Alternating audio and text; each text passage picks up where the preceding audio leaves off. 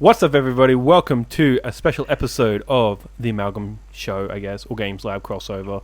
I'm one of your hosts, Keena Johnston, alongside, or not alongside, over the internet, Shannon Hagler. Hello. I can't feel my penis. Oh, shit. Isolation has done some weird things to me. Oh, shit. And on that note, Kyron Johnston. I have turned into just a little whisper at this point. I am ethereal. Yeah. I wish I was like that. I still have to go places, and it sucks. Yeah, Kyron has shuffled off this mortal coil. So, what's the Amalgam Show about, Kyron? Well, it's about nerdy pop culture, things that we care about. What's Games Lab about, Shannon? Our Games Lab is about the game industry and games in general. True. And this time we're kind of merging the two because we specifically have a game to talk about. We have a game to talk about, and I don't really know where this fills out. We need a... Well, whatever. We haven't done this in a while either, so we're all doing this over Discord. So this is all very new for us, and we haven't recorded in 3 months, so we're off our game. But 3 weeks? Not 3 months. Not 3 months, 3 weeks. That was when the last Amalgam Show video went up. 3 weeks ago. Yesterday. 3 weeks ago was Doom. It was you and Nathaniel. You and Nathaniel talked about how E3 was cancelled, all that kind of shit. Shit, that feels like 3 years ago. It's not, dude. We've been only doing this for 3 motherfucking weeks. The world sucks right now. It does. So let's see if we can bring some joy into it. So the thing that doesn't suck is Final Fantasy VII Remake, which is what we're going to be talking about today. It doesn't kind of suck that much. No, it doesn't. It's pretty good. We're going to talk about it in 2 parts. So the first will be more of a review section, and then the second part will be a spoiler cast. We will let you know when we get to the spoilery parts, but until that point, we will not talk any spoilers outside of most of the trailers that happen. So in terms of gameplay, Or that vague final trailer. stuff. No, I didn't watch that final no. trailer, but that was spoilers. Not release trailers and stuff like Yeah. that. I'm gonna say anything in the demo's fair game as well. The At demo, this yes. point, because that's who cares? It was straight up at the start, and if you can't get over being spoiled at the start, then Yeah, it's like half an hour. So, if you enjoy what you're about to watch, please click that like button, subscribe. Subscribe on any of the podcast services that you listen to. Have any comments for the show, please comment in our YouTube section or email us at amalgamshow@gmail.com. Support us on Patreon. We understand at patreon.com/theamalgamshow. We understand if you can't at the moment. I'm not supporting many people at the moment, so it makes sense. yeah. And check us out on social media at The Amalgam Show, except for Zoom. We are not joining Zoom. Yeah, no, fuck Zoom. Jesus Christ. Yeah, I have to do a Zoom call in a week and a half, and I'm terrified. Yeah, no, I was offered to join Zoom. And I'm I've heard way too many privacy scares to join that. Well, I have Zoom because I used it for a uni degree a little bit. Yeah. So I've already got it, but I'm not worried about some person hacking into a lecture about statistics. But this other thing, I'm Yeah. guys, but you're all 45-year-old people who don't know much about technology, so I can't be yo, guys, let's do Discord, Yeah. Microsoft Teams, or something that's more Google Hangout. fucking Skype for all I care, Yeah. but as long as it's not goddamn Zoom. As long as it has an encryption end. Yeah. I mean, it is what it is, and I'm going to use my iPad to do it instead, so at least I'm going to be safe on that end. Yeah. Yeah, look, when your app has the same security as a Jackbox game, it's not going to be great. Alrighty, so today's big topic, Cooking Mama Cookstar. We're going to be talking about the controversy of that. It's got all the favourite stuff, blockchaining, IP infringement. Let's go. What? IP infringement. I've not kept up with the Cooking Mom. I know it's a nightmare, but I have not kept up with it. So, I did, however, play Final Fetch Quest, the remake of Final Fantasy VII. God. So, yeah, let's get into that immediately. So, the quest structure. What did you think, Kyron? Confused the fuck out of me. Really?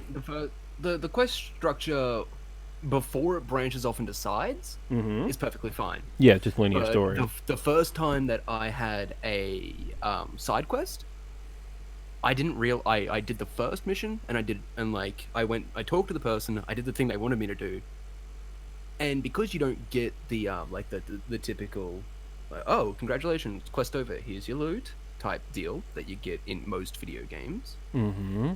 Like, you don't get a screen or anything, like any indication that you have finished the quest. There is a side, Yeah. there is a little thing. It's so this actually brings up a good point of like the broader thing. One of the problems I have with the game is that its UI is a little bit muddy, because like it does pop up, and I can understand why Kyron missed it, but it pops up on that like on the bottom sort of right side of the screen. You know where you get items and experience. Whatever quest rewards you've got just pop up there like it's a regular item you just picked up, and then in the middle of the screen, sort of middle, like down the top third, the quest complete thing pops up, but it's green and it's kind of like opaque, and if you're not paying attention to it, or if you're in an area that say has a similar color scheme like a marker reactor, some of the area around Marker Reactor or Sector 5, like that kind of area where there's a bit more bright greens around, you'll easily miss it. That's where I lost it when I was like helping orphans and shit like that. I didn't know that I still had more of the quest to do, so I thought I had done all the side quests and moved along, and turns out I only, when I like looked at the side quest properly, didn't realize that they were like little orbs, the little pips. Yes. No, that what part you're up to in the quest. Yes, that is 100% a big problem with that, because some of the side quests, when you get to the next point, their little icon will appear on the mini map, and you'll be like, oh, I'll go this way. Some of them don't have that at all. Some of them are like search quests, so you've got to just like run around the map aimlessly until you find it, and so there's no real structure in those side quests as to like, some of them tell you when the next step is, some of them don't. Some of them tell you, some of them are short, some of them are long. Looking at the game, there's things that I missed and I don't know how I missed them. One problem I had, like speaking of, on that point, I did all the quests that are listed in the quests side quest page. And I didn't get the trophy for complete all side quests. Yes, and I'm like, that's the same thing I had. And is that a glitch thing, or are there the discovery quests that I didn't do? Those, I think there might be discovery quests. I also think there's a point in the late game of the story, which now we're getting close to spoilers, but I think there's a point in the late game where you actually have to go back and talk to some people that you've done side quests with, and that will actually close off their side quest thing properly. Okay, maybe, I don't know, but like I'm in the same boat as you. That's weird, but there are a bunch of like little UI things that just, I guess, didn't necessarily bug me at the time, but cumulatively they do hinder the experience. I find myself in two minds about this game. Weirdly enough, when someone who is a Final Fantasy detractor, someone who doesn't like Final Fantasy or kind of shits on it, those kind of people, I find myself defending the game to them. And being like, no, it's really good, it's really fun to play, it's all this, blah, blah. But then when I get in a room with people who I know like Final Fantasy, I find all its flaws. And I'm sitting here in this like in sort of in-between space. And I don't know what it is. I have come to the conclusion that as I gain more distance from the game, because I only finished it yesterday, and it's been basically 24 hours since I finished it, I feel like the longer I get away from this game, the more I like it, which is actually the opposite problem I had with Final Fantasy 15. Because 15, I loved it when I played it. The longer it's been since I finished that game, I fucking hate it. Well, I don't hate it. I hate it, but I don't hate it, but I do. You know, I it's not my favorite. It's probably my least favorite Final Fantasy. It's a potential game. Like I should have done so much more, but it's one of those experiences. And I feel like some of those things they do here in this game, but a lot of them they don't. And I think my general consensus out of this, the thing that I've yet to hear, and the thing that actually kind of bugs me about some of the discourse around the game, is I think Keena might know what I'm talking about. I don't know about you, Kyron, but this game is Final Fantasy 13. Yeah. In its structure from top to bottom, this is that game. Like, that's what I was thinking playing through. Like, there's one of the composers from 13 is on it. It's super linear, but there are parts where it opens up. Not quite 13-2 open, but it does open up. Its story structure is chapters. Mm-hmm. I find the like on that linear with the open, I find that to be a huge problem. Okay, how so? Because the game doesn't feel like it encourages exploration. It doesn't. But then it forces you to fucking explore. Yes, he's right. He's 100% right. They don't tell you, and there's nothing really incentivizing to explore, rather than just you might get 20 gil. Yeah. Like I got super pissed off at kind of shitty too. Like the level of gil and like the XP shares for like different quests I noticed sometimes were disproportional. Like sometimes I'd get like 120 EXP for like fighting 3 dudes, and then sometimes I get like 560 EXP for just talking to someone. Yeah, and like what the fuck, that's not equal. Those aren't even trades. I got super pissed off at the amount of times that the minimap would have like a branching path and I would walk down and find nothing. Yeah. And just be like, well, what's this here for then? And then, you do it again and again and again. And like the 10th one, there'd be like a materia.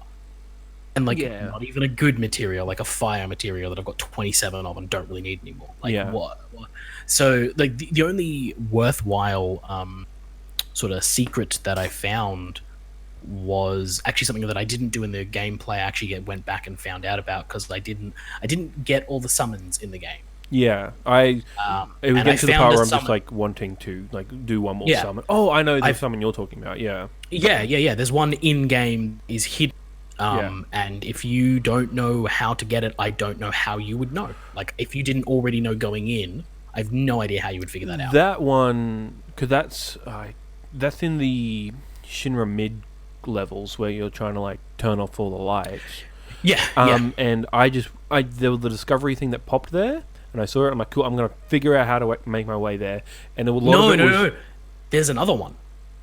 What is the summon? The discovery gets the materia. I believe that's that's that one. The discovery gets you a different materia. The summon is Chocobo and Moogle. Yeah, that's the one that was behind the fans. Yeah, that's behind the fans, but there's no discovery for that. Oh, okay. The discovery's for a different materia you find there. The only hint you get there is when you're crossing the fans area, Tifa says, like, what's that over there? And that's it. That's the only hint you get. Yeah. Oh, really? And if you don't... Yeah. I remember, the discovery that was, one. like, expressly, like, pick up this materia. I didn't see that materia. Because she was like, look over there. And I immediately saw it. I don't know if that's just ADD sparkle thing. It's also funny because, like, for me, it was like, I think Barrett or one of them said, like, don't look into the fans, and I did just to see what it was. Then in Cloud's like dust flying into his eyes, sort of thing. I'm like, that's a good animation point, but like, and then I saw it there as well. Yeah. See, I didn't see it at all. I didn't even notice it. Yeah. Okay. And the other thing was that when I did try and turn the camera, and this is another problem I have with the game, is the amount of times the camera control is taken away from you or feels like strained. Like you pull the camera all the way over to the side and it moves like the tiniest little bit. Yeah. And that kind of stuff really frustrates me. So when that camera control, like when that limiting camera feel comes in, I just let go of the controller and push forward. Yeah. Because that will get me to the end of this shitty sequence as quickly as possible, and then I can move on to the next bit. Because the thing that I also like about this game is I love playing this game. Yeah. Yeah. The operative word there is playing. Yeah. When it lets me play, I love it. I love the combat. I do like roaming around the sectors. And finding little things and talking to people and sort of absorb the world. The side quests I could give or take. Some of them are okay, I guess. But the reason I called it Final Fetch Quest is because they're all fetch quests. Yeah. All of them. Every single one of them. For me, the quests were just more excuses to play the combat system. Yes, 100%. Yeah, exactly. That was the same thing for me. It was... I thoroughly loved the combat of this game. Yeah. It's gorgeous. I never thought it was possible. I didn't think it was possible for them to do that marriage between tactics and action, but they did it. Yeah, I know you weren't vibing with it when you played the demo, after you played the demo. No, it took a while, but it sunk in. Yeah. I think it was like somewhere between... I can't remember exactly where. I think it was the house fight against the house. That was where it sunk in for me, and I was like, oh, wait, and then it started kind of like clicking with me. Because up until that point, I was just mashing. Yep. Just kind of brute forcing my way through everything. But at that point, the idea of switching characters and switching abilities and using different setups and different materia and making sure I was using magic at the right time, like all that kind of clicked and came together.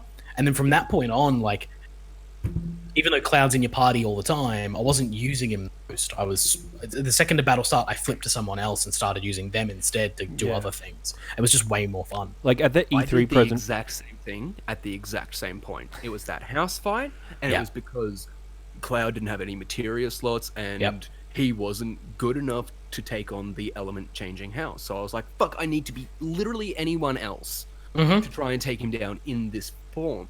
And that made me start shifting to other people. Like, before I liked the combat because it was similar to Kingdom Hearts. And now I'm like, this could not be anywhere fucking close to Kingdom Hearts' combat, like, from the demo. Yeah. So, and like, I thoroughly, like, from that moment on from the house, I was like finding myself being Tifa, Barret, anyone else besides Cloud, because especially when you get the sword, I forget what it's called, the hard edge or whatever. Yeah. The big fucker. Yeah. And you get the Infinity N ability with that. Yep. I noticed that that's absolutely shit if you're controlling Cloud. If you're not controlling Cloud, he will sprint up and fucking kill people every time. Yeah. Yeah. But when you're using Cloud, if that character is slightly out of your range, he won't turn and fix it, and you've wasted your power. Yep. But you can also use Cloud's other abilities if you play as Braver and Triple Slash are still really good. Yeah, Triple Slash is really good. Really good if you're the character playing as Cloud. Whereas I find Tifa's abilities a little bit difficult for me to use because they're very much like you got to go in and do stuff. So I kind of sit her like when I'm playing her, I'm just going in there to do DPS basically. Yeah. But if I'm letting the AI take her over, then she's doing other abilities, or I'm telling her to do an ability outside of it. Like, there's actually just so many layers to this combat system that it's absolutely incredible. Yeah. Yeah. And I think, like... And it all flows together, like, seamlessly. Like, you can just get, like... You can do, like, a massive horde attack on someone. Like, in generally the same time span. Like, I know there were several times where there was a really hard boss, and the way I killed him was just Thundagger from 3 different people at like the same time, and it fucking ends them. One tactic I liked using was when you get Aerith, and Aerith eventually learns an ability that makes you use ATB, so you can use less ATBs when you're in it, in the little circle, and then I'd put that down, it would refill it back up, like 1 ATB, and then I would do the make spells cast twice in a row, but only cost once. Yes, so the like arcane, both of them, arcane, So I would lay both of them down and just like sit her, and like she didn't end up, because we won't talk about that, but like Aerith, I didn't max out her materia, so, and I know I could have, like, with like moving stuff around, but I just didn't. But like she didn't end up having like Aggers by the end. I don't think I had anyone with Argas at the end. I had a few, yeah. It was like everyone but Aerith did. I had Firegar. What's an Arga? Oh, you mean like the Sorry, that's fine. Yeah, no. I had the first thing I did was just max out my materia.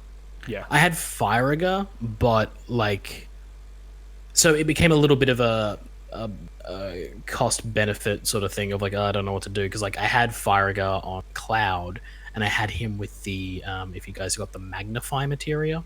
Yeah, I didn't use it. It's incredible. So essentially what that one does is when it's linked to an elemental magic, when you cast it, it actually increases its strength, but also it deals damage to every other enemy in the vicinity. When you max it out, it's 80% of the max damage goes to every other enemy as well that's nearby. So yeah, you can just waltz into the Shinra building at the end with all those soldiers, just cast Firegar, and the whole thing's done. Like in one shot. You can just one shot right through to the end.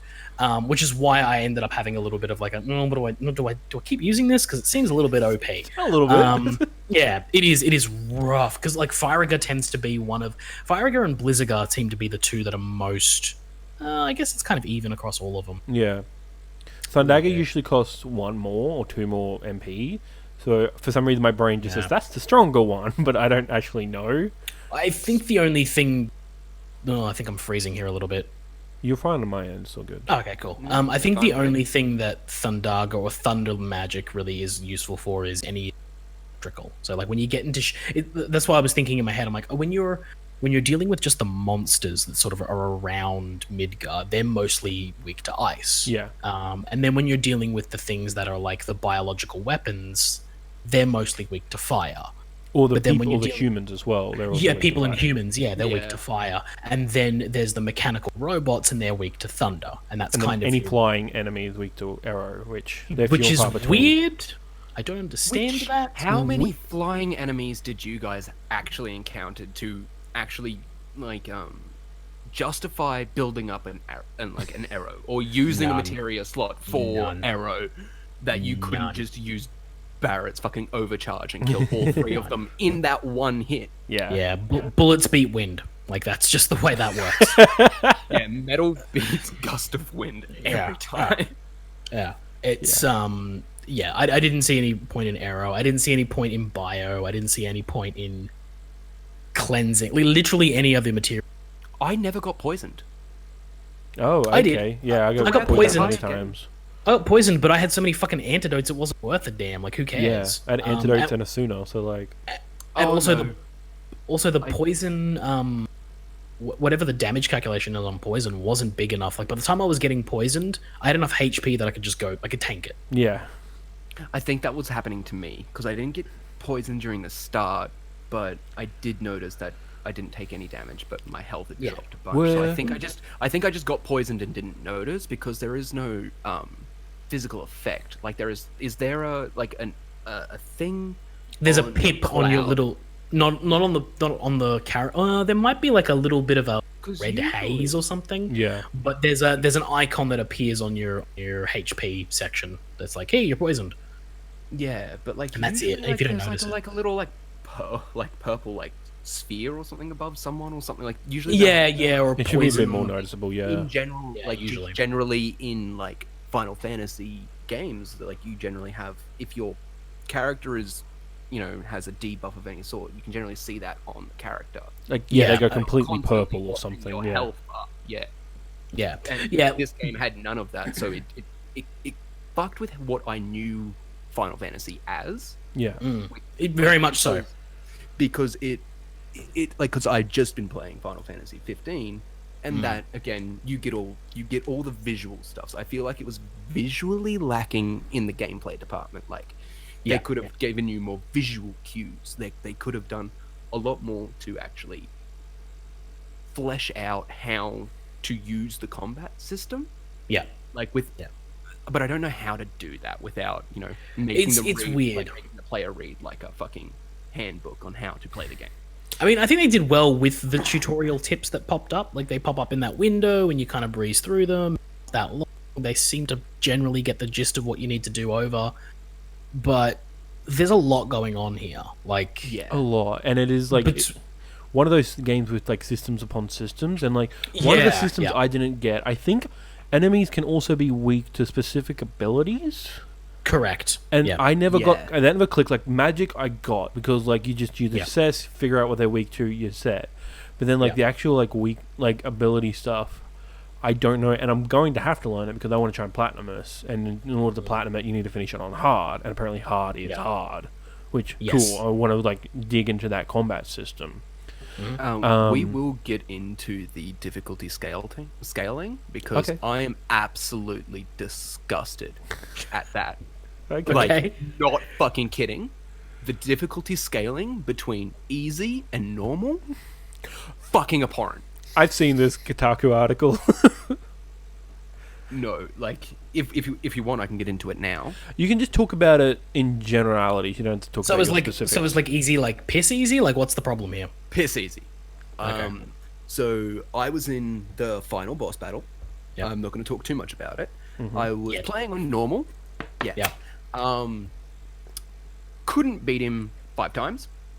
And I had to keep going back to that little fucking portal at the start, killing all the things again, and then... That's a bad checkpoint, too. That's a bad checkpoint. It's a really bad place to put a checkpoint. Fucking bad. Like, if you could at least get, like, return from last battle, when your HP drops away and the battle music fades, and like, Tifa or, Barrett or something, you guys know what I'm talking about. When that happens, like, you should get a checkpoint at that point. Yep. Or at least at the start of that, not at the start of the level. Yeah. Yeah. And then I switched it to easy and only healed once in the entire world. Okay. So yeah, this is one of those things that it's probably a bit of a part of the discourse of this game. No, it's part of the in my mind, part of the bad part of the legacy of Final Fantasy. In that the final boss battle is usually a boss rush of some description. Yeah. You usually fight like 3 or 4, like it's either 3 or 4 big bosses in a row, or it's one boss with multiple forms, and every time you think you're about to kill it, it comes back in some other way. Yeah. And it creates this sense of like, there's a part of me that loves it because it's always been this sort of thing of like the final battle in a Final Fantasy game should feel like the most difficult one. I shouldn't be able to just breeze through it. Yeah. Even with super bosses and all this kind of stuff, there should be a challenge to the final boss because that's the end of the story. Yeah. And there is a challenge, but the caveat there is that they've never been good with the checkpointing of that system. So no matter what you do, and usually in those final battles, if you die even in the later stages, you go right back to the beginning of that motherfucker. And that's oftentimes in previous Final Fantasy games, hour-long boss of just like grinding and smashing, and you will eventually get to it done if you persist. But if you fail, sorry bud, start again. And I feel like that bad checkpoint there at the end is very much keeping in line with Final Fantasy over the years in a bad way. Like, hey, fuck you. Yeah in a really bad way. Also, like, I don't believe it's that bad. Like, I do enjoy the end of the game being this big epic finale of absolutely, just a flurry of blades, magic, and fucking just pure terror the most of the time. I love that. But what I don't like is that clearly I was underleveled at that point, and there is no way to go back and grind. There is no way to, like, if you are like grinding your teeth and like basically like crying because I would spend 5 hours trying to kill. So, question: What level were you when you? 38. Okay. I don't remember what level I was. Maybe low 30s? That was the level I finished at, 38. I could not do it. I mean, it wasn't easy. It was not easy, I'll give it that. I physically could not do it. Except, dude's attack was too hard. Like, it would always take too much damage from all of my characters. I think what ended up happening was that this game actually kind of do the opposite of what I do in most Final Fantasy games, which force it. So yeah, like I said, when the combat system in, I stopped rushing into the battle and started like holding back all the time. Yeah. Maybe my tactic was just more war of attrition, I guess, of just like I would hold back for so long that his attacks didn't touch me. Because that's the other thing, is that the thing with the game is that the battle system has got the timing of the attacks along with the ATB system, along with the materia system. Then stacked on top of that is actually your position on the battlefield, because if you're not in the way of an attack, it will miss you. Yeah. Stacked on top of that, your weapons leveling up. Stacked on top of that, your ability system. Like, there's just so much happening. It's an RPG. Like, that's one of the things that annoys me. When did that? So can you repeat that? You dropped out. Sorry, but that's one of the things that annoys me, is like, when did that become an RPG? The systems. When did you have to systems. when did you have to have so many systems stacked on top of each other that I'm confused out of my fucking mind to be called an RPG? Why can't I just roleplay? Like, it's when action games started adopting them. Yeah, but why do I have to have a minor in fucking like in mathematics to figure out how? Like, why do I have to have a notepad with long division to figure out my damage? Yeah, like, I've got fucking Excel spreadsheets for days here. Like, what the fuck am I? Yeah, no, I agree. I 100% agree. Oh, if I add HP up, that's going to do this to my helmet, and then that's going to affect this and this battle. Like, you need to have like a full like a plan. And like, without having that, like, if you're not playing it to like the big brain level that you're supposed to be, the game it does feel like the game kind of punishes you for not doing that, like as RPGs as a general. I just did air quotes, you guys couldn't see. Yeah. The thing I'll say to that is that there's always a sense of preparedness in an RPG, especially Final Fantasy games. Maybe, yeah, because like you've got to have like all your stuff set, and most of the Final Fantasy games make you grind. This is the only one that like I feel like doesn't. Yeah. Sorry, you dropped out there for me for a second. I feel like this is the only Final Fantasy game that doesn't make you grind.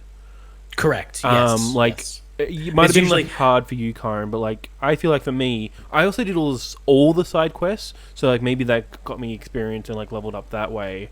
But also like the Final Fantasy games have always had like a sense of preparedness, and to be fair, that's unfair for a person who's unfamiliar with the franchise who just want to like play this like a normal open world RPG like Fallout or Horizon, just sort of mainline it, and everything sort of based on your skills rather than your preparedness. And like they're the pros and cons to that, which is like valid.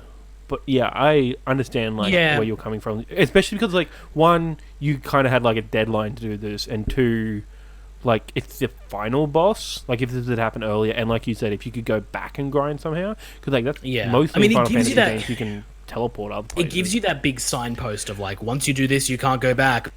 Even then, like what the fuck were you gonna do? Yeah. Again, but like before I even got to like that area at the end, I was looking and I was like, oh fuck, okay, I'm struggling at this part. And it was the separated bosses, like when the crew separated bosses. So it was after the second one. And I was like, fuck, okay, I struggled with that. I should probably try to grind and level up. Maybe I'll go hit a Coliseum or something like that. There was no way to get back to anywhere else. Yeah. At all. And that's the biggest drawback. The map doesn't tell you. Yeah. That's the biggest drawback for this game, I think, is the chapter structure, which doesn't allow you to go back anywhere. Which, again, this is why I say that it's very much Final Fantasy 13. Like, it's almost exactly the same. And I was going to say, it had the same director. Like, the 13 director was the co-director for, like, I think he's scenario design or something. Yeah.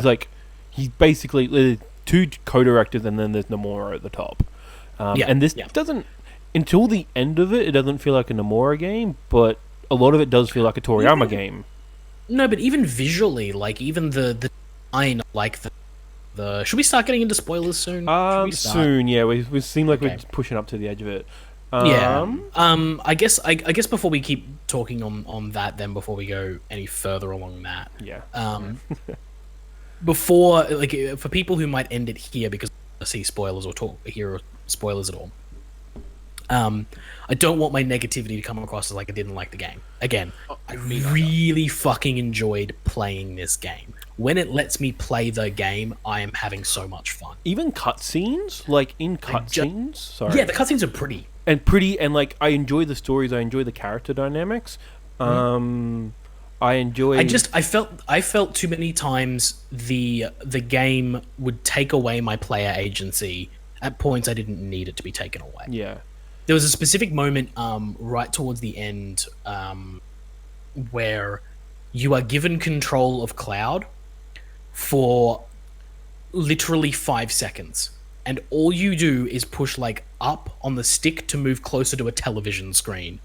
And that's it. That's all you do. There was no reason for me to have been taking control at that point. Yeah. It could have just cut straight to the cutscene. But it does this thing where oftentimes it'll make you take control of Cloud and have that sludge walk through the street. And you're like, why? Why didn't you just zip me there? Or why didn't you just go straight to the cutscene? Like, why do I have to wander through this sludge? Yeah. Like I said, a lot of the time in this game, when it came to its cutscenes and the sort of big set pieces, I would just hold the stick forward in one hand and look at Twitter on the other. Okay. Or like, why? What am I doing here? Yeah.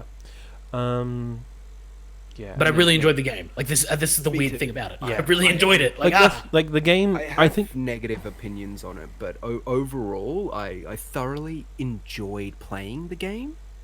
Like what Shannon said. When I got to play it. Yeah. When you could I didn't like the exploration and stuff like that. I liked the combat. The combat was addictive. Like I couldn't wait to get back to the next fight. And that's a weird thing in a Final Fantasy. Yeah. Because normally you want to get through the fight, like you want to skip the fights, you want to skip the dungeon. Like fuck these fights, I'm done with them. Yeah. And you want to get to the story beats, but in this game it's kind of the opposite of like it was weird. Yeah, your weird whisper things. Fuck off! I don't care. Yeah. Give me the combat. Give me the good stuff. For me, like the story, at least especially in this part of the game, is all about the character interactions, like between Avalanche, Tifa, Aerith, the Turks. Like I thought that stuff was done really well. I thought it was all voice acted really well.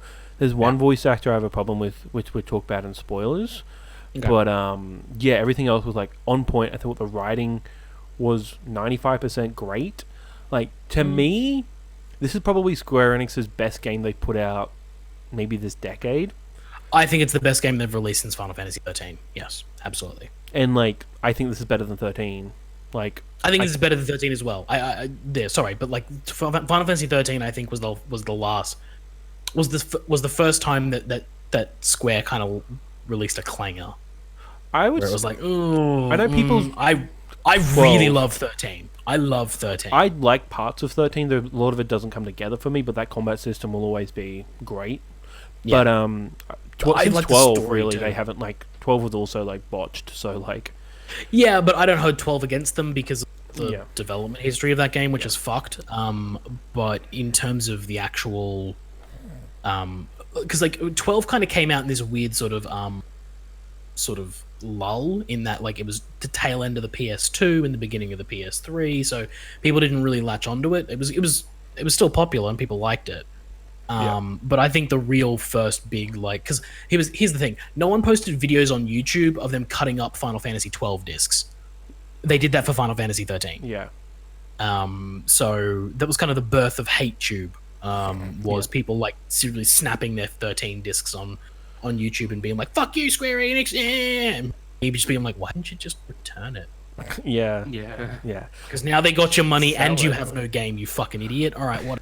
I think like even like Square Enix's other games, well, not necessarily their smaller stuff like Octopath or Bravely Default or something, but like their AAA ones we're going to put of our money. This is better than Kingdom Hearts 3.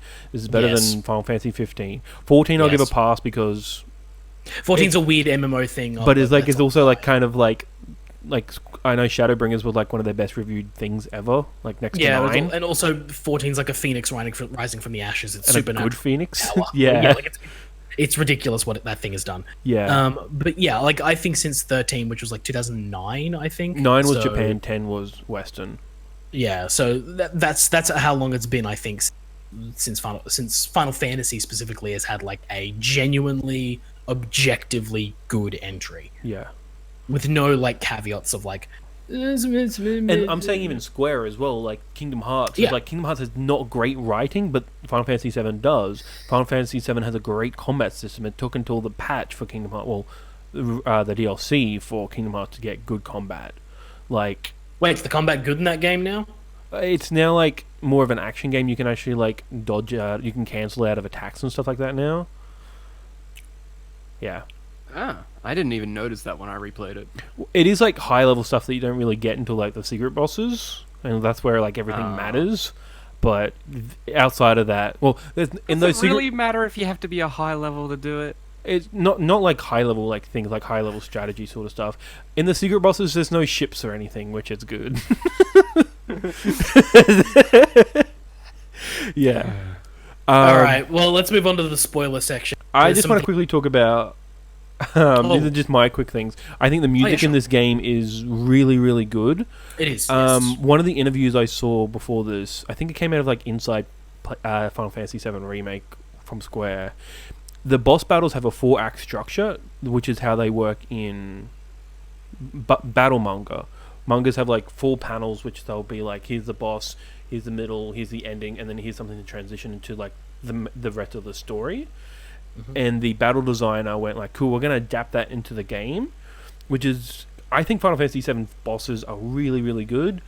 Like, I think there's only a couple of them like they're either dull or they weren't exciting at all, but like it's pretty good out of like the dozen or so that there are. Yeah, I think we can talk more about that in spoilers about like specific bosses. Yeah, because there's some good stuff in. But like the music to go along with it has always been great. Like I'd just be sitting there, and just like I'd be like in the things like choosing my abilities, but then I just start bopping my head to the song, and I'm like, this is just really good. I just want to stay in here. But then like the fireball was like start slowly coming towards me. I'm like, I have to move. Yes, yeah. It'd be stuff like that. But yeah, no, I really like the music. The soundtrack, like specifically, I want to call out because it's the one I listen to the most. Scorpion Sentinel on the mini CD that came out with the deluxe edition. I think that's just exemplary. Like that is now a 7-minute long song of what was like a 3-minute long song on the original. Yeah, it's like, and 7 minutes is like One Winged Angel length, and it kind of has One Winged Angel quality to it. Yeah, so just like let's fucking go. Let's just have the level of hype that song has. And does One Winged Angel play in this game? Yeah, spoilers. Yeah, technically in the intro as well. Yes, you're right. Okay, cool. I was like, sitting there, I'm like, because honestly, I was waiting the whole game the song was playing. Yeah, it was kind of like one of the things. I was like, what are they going to do with that? What are they going to? But they did. You're right. Yes. Anyway. And yeah, so I think the boss, all the music in it is great, because 7 had a great soundtrack to begin with. So it just, I could leave that golden saucer music. That's fair. I understand that, but only because it's. Is there a way to make sure that none of those songs play in the overworld? Oh, when you're walking around and they just like start playing, like the golden saucer one just pissed me off because it was in the wrong place. Yeah, in a Moogle costume. Fuck that guy. Yeah, that was weird. And then like I like some qualms with the graphics of it. Yes. So yes. Sometimes. Like for me, like the character models are like super high quality, like, and every main character is, but some of the NPCs are fucking like Mass Effect Andromeda looking, like just not good at all. I just thought, and they're lip syncing. Tifa and Aerith in some cutscenes look damn near real. Yeah, like there are moments where I'm looking at them going, did they cast an act? Like I know it's CG. Yeah, but like I'm looking at it going, God damn! Like Cloud is stylized enough. He's a stylized human enough that like he never looks real. And and Barrett's just a fucking 300-pound man, but he's like, God, those muscles are fucking huge. Like, yeah, they're divine. Like his pecs look perfect. Like they're just chiseled out of stone. Yeah. But everyone's chiseled out of stone in this. Tifa and Aerith are designed in such a way that I looked like every time I see them in like a proper cutscene or even just their regular gameplay, I'm like, they could be actual women, like easily. I could probably see one of them walking down the street and have no problem believing they were an actual human person. Yeah, it's exactly brilliant. But then there's the NPCs, which just look like they're just pulled out of the Unreal Engine 4 source code. There's a lot of. There was one background in particular where it straight up, and I wish I took a picture of it, looked like a JPEG. Just in the background. And is that the one when you're climbing the thing? Yep. Yeah. I had that like same a huge city sprawling in the background. It looks like a JPEG. It's only in one specific spot though. Yeah, it's only one specific spot though where it does look JPEGy, but the rest of it looks pretty good. I'll give that. Like looking over the city skyline and other like long distance shots. My favorite thing about this, about the graphics in this, is when you are in like Sector 7 or Sector 5 or down in the slums and you look up and you can see the plate. Yes, I love that. That's just there and it just looks so good. Like it's such an unbelievably haunting image. Yeah. Like you get that sense of like, oh my God, that thing is always there. Yeah. It's never not. It's just there, constantly looming over the slum. Just a beautiful visual. Yeah. And then spoilers, there's a point where that changes and like that kind of stuff also looks great. Like when you look up and go, holy shit. Yeah. Like they just managed to nail sort of I think the kind of essence of Final Fantasy VII Remake is on the macro scale, they do really well. On the micro scale, and like some of the textures look okay, but I've been replaying Crisis Core for reasons I'll get into later, but I need to hit that up too. You do. And then like I'm in the slums level at the moment with Aerith, and this plate's just there, just like okay, like the PSP just doesn't have that. The sort of scale that obviously it does. Release that? No, it's stuck on PSP. It's stuck on on PSP? physical release. That's the only way you can get it. It wasn't released digital, so Really? you can't play it on. Or you can't play it on Vita or PSTV. Because that was the other thing I was branded. starting. Yeah. That was the other thing that like this game really reminds me of Crisis. Like the There's way a it lot of plays Crisis Core isms in it. Yeah. Yeah. Like the materia system and the way it works is like basically Crisis Core. Yeah, And even yeah. the combat, like you mash square on the attack panel and then you attack. It's Crisis Core. Yeah, to a It's degree. just refined. Like, Way more refined. Yeah. It's upper echelon. Yes. Yeah. Crisis Core. Top shelf, top tier Crisis Core. Yeah. Which Crisis Core was that on the PSP, but then Exactly. that's on Yeah. like It's the best game on the PSP. I don't know. The City is pretty good. Fuck off. The City is fun. Just the city is fun, but Crisis Core. Yeah, Crisis Core. Anyway, so yeah, it just doesn't like the. It's I either saw the that or plates. Loco Roco. Or Patapon. The skyline, like the things don't have that intimidating look. You like look at it and like, oh yeah, we're underground and sort of like grey under here, like a PS3 sort of game. But yeah, no, those plates were like, oh shit, like it was. like I said, in like, chapter 3, I believe it was. Like I went to. It was nighttime, and I'm like, I don't think I've ever seen the slums have daytime outside of Advent Children, and that's because of reasons. Yes. Like Yeah. big reasons. I don't know why I'm skirting around that. Advent Children 10 years old, but I mean, that's the weird thing about this game, Yeah. though. yeah. You never played the originals or seen any of that. We still might spoil something for you. Yeah. Um, And with Like a 20-year-old now would have been 10 when Advent Children came out. They don't know what Yeah. the fuck this is. yeah, and what was I gonna say? Should watch out. So yeah, so I'm like, when I went to the inn that night, and I'm like, I wonder when I wake up if I'm gonna see the sun. I don't think I will. And then I woke up and there was the sun. And I'm like, huh, that's interesting. And then they actually go into that story bit, like how is the sun under the plate? I'm like, this is interesting. Like this is adding a level of lore and just not necessarily lore, just environment. World building. World building, perfect. Thank you. Yes, That yeah, like 100%. that The wasn't world in the building, original. fantastic. Yeah, and like what's that town called? Midgar. Feels like a very weird. I was going to call it Shinra, Marco. I'm like, these aren't the right names. Midgar. It feels like a I'm not gonna say real, but like fully realized. Yes, Yes, like- yes. It feels way more like a full original 7. The original 7 Midgar is it's where the story starts. Yeah. That's it. And then the rest of the story goes from there. That's your stomping grounds, and that's all they really designed it to be. Exactly, and like this game has like, if you have questions about this, they're gonna answer it in ways.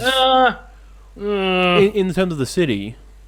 Oh, in the terms of the city, yes. Yeah, The city and like, people. not the But there are story. other like, as much as I love the narrative, I do have problems with it. I still have major sweeping problems You are dying, my friend. with the Final Fantasy VII narrative. Shannon, That- you are cutting better. out It's real getting better. bad. Yeah. You do some talking. I'm sorry, but you were. I've been talking. Yeah, I feel like me and Kyron are okay. You're pixely as shit, man. Yeah, Oh, you're okay. dying. Oh, Yeah. it's me. Oh. Yeah. I can't do anything. So Like the quality's dropped on your picture now, and now you're so cool. Yeah. It's like a YouTube video running at 240p. Brilliant. Yeah, it's great. I still look it on my end, so. Yeah, it's the same as I've looked fine on mine. Anyway, what was I gonna say? We were talking about narratives, which I think is now the segue to move on in the spoilers. Yeah, probably a good idea. So, would you guys recommend this to people? Full stop. Yeah. Yes, Yes. to people. I recommend this to human beings. Yes, Yes. I it is safe for human consumption. I specifically sat Annika down in front of the TV and was like, "Watch me play this. You will enjoy this." It's an anime-ass game, and I love that. But it's like one of like an Akira type anime, where it's not like like crazy like JoJo or anything like that. But it's just like it is grounded, but there's levity, but there's mindfuckery, and there's It's like a shonen. It's just a shonen. yeah. But it's like It's- it's grounded, not like gritty, but like it takes itself seriously and not seriously where it needs to, and I feel for the most part it's balanced really well there. It's like a good shonen, is what I'm saying. Yeah. Like it's got itself in the right place. It's like a good season. Actually, It's like the first season of Tokyo Ghoul. I was gonna say It's grounded in reality. but it's like some of the little bit of the. What are you going to say? What are you going to say, Shannon? Well, it's like some of the middle seasons of Naruto, which I've been watching. You committed. 8 seasons into that motherfucker, and I haven't skipped any filler yet. Oh, that's a lot. But yes, some of the middle seasons of Naruto do take them place, like and have funny levity in the right place. Yeah, and it's like those really good seasons of shonen that starts. I will say this though, you're right in that it's got a more mature grounding to it. And if we're gonna start with the spoiler part of the cast, I'm just gonna jump into one. Spoilers. Bye now, everyone. If you guys did enjoy what you saw, leave a like. All that deal. Thank you for watching, and hopefully. And be sure to come back when you finish the game. Cause boy. Yeah. That you will want to. You should. One of my favorite parts of this game, spoilers. Is the part where spoilers that the oh no, Discord just keeps saying spoilers. it's the part surrounding Jessie, the character Jessie. Right, yes. Who is a complete bit character in the original. She's there for like half a second and then she's gone. Like she has the like points, and she's there to motivate. The rest of Avalanche is there to motivate Barrett's character, and why he moves forward with the rest of the game. Exactly. And to the point where I found out like people thought Jessie was the guy because I knew it was a girl because the IE usually indicates feminine Jessie. Yes. And single E is masculine, but like.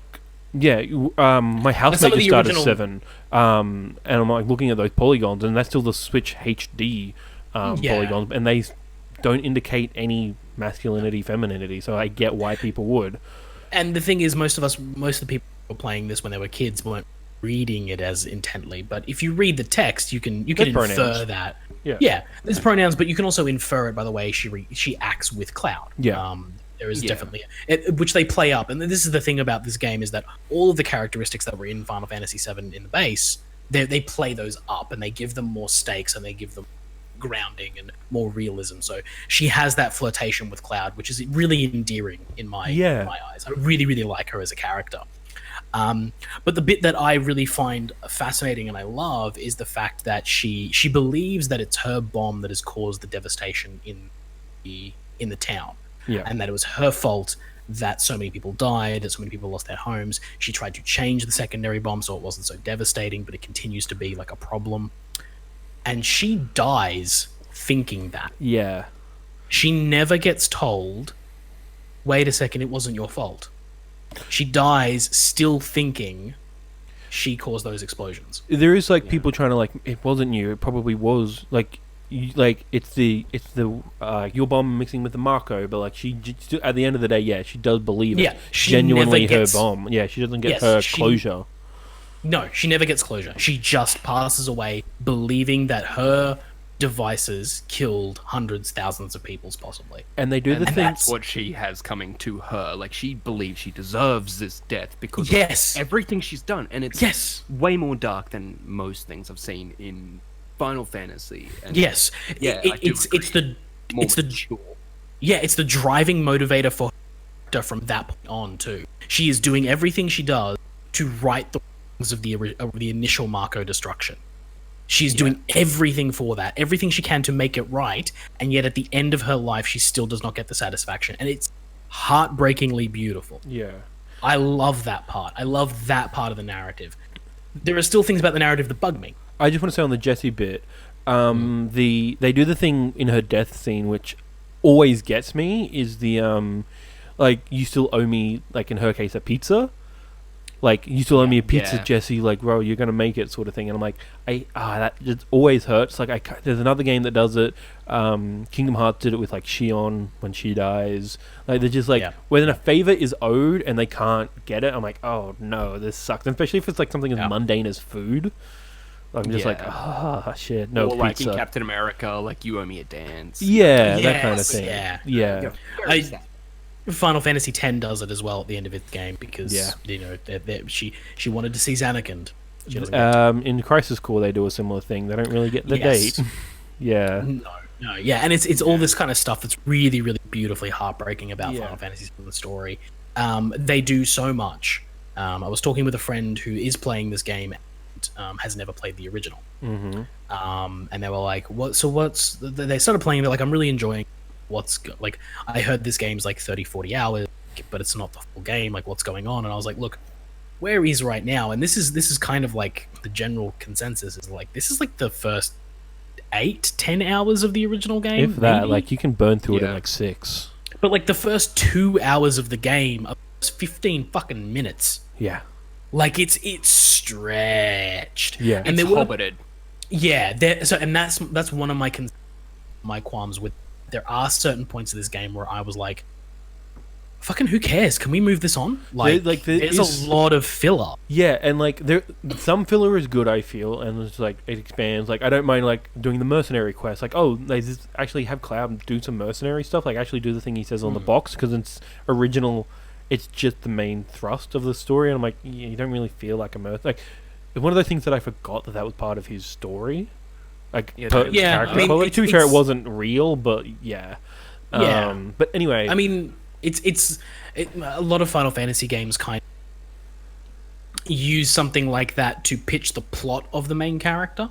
Yeah. So like Titus is a blitzball player.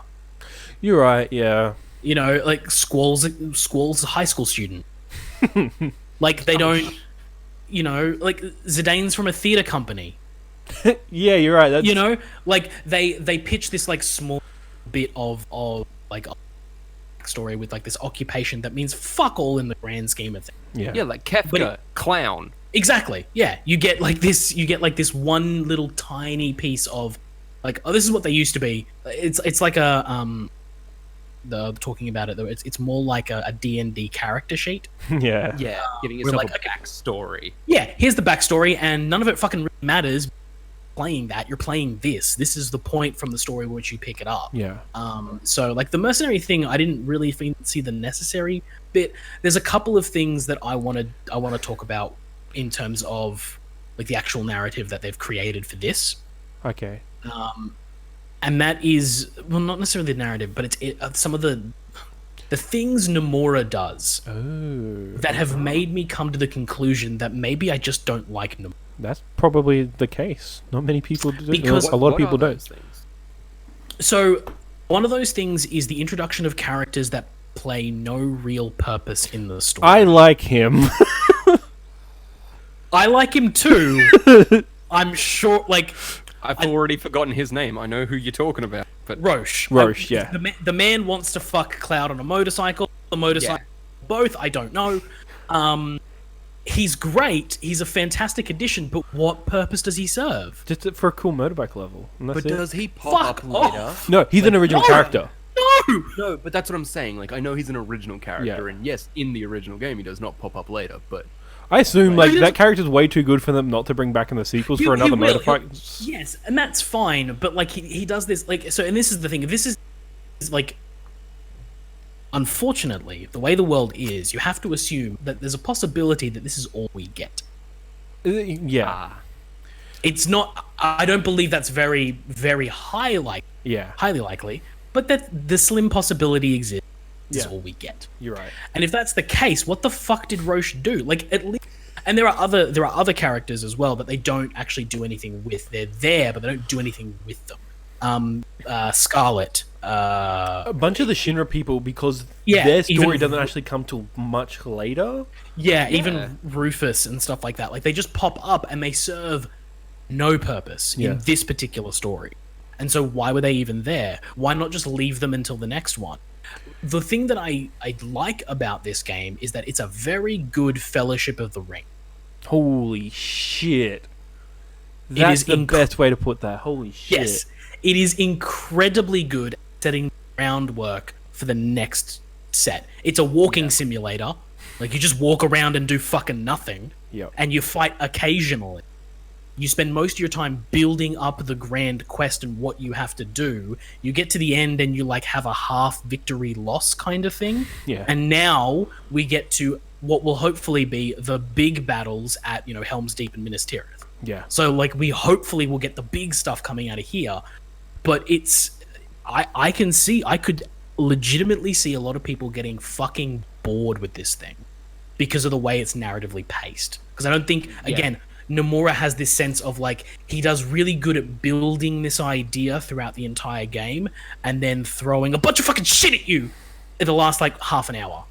Yeah, he basically does the storytelling equivalent of bedazzling. Yes, yeah.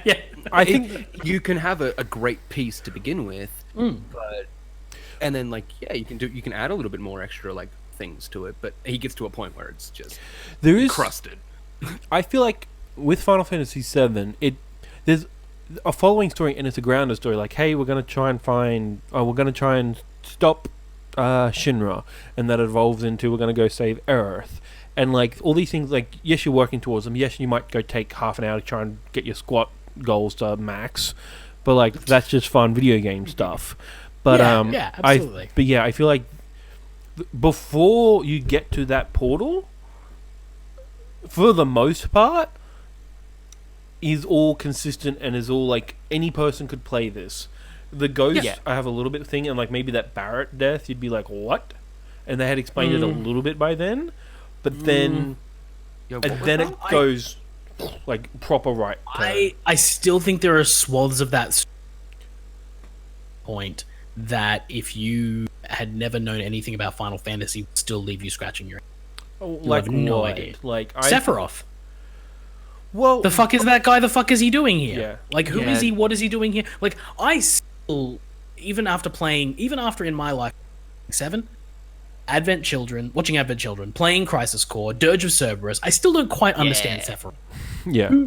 What is he real? Is Sephiroth real? So, from everything is he real? I've gone back and Sephiroth does technically die when Cloud kills him in Nibelheim.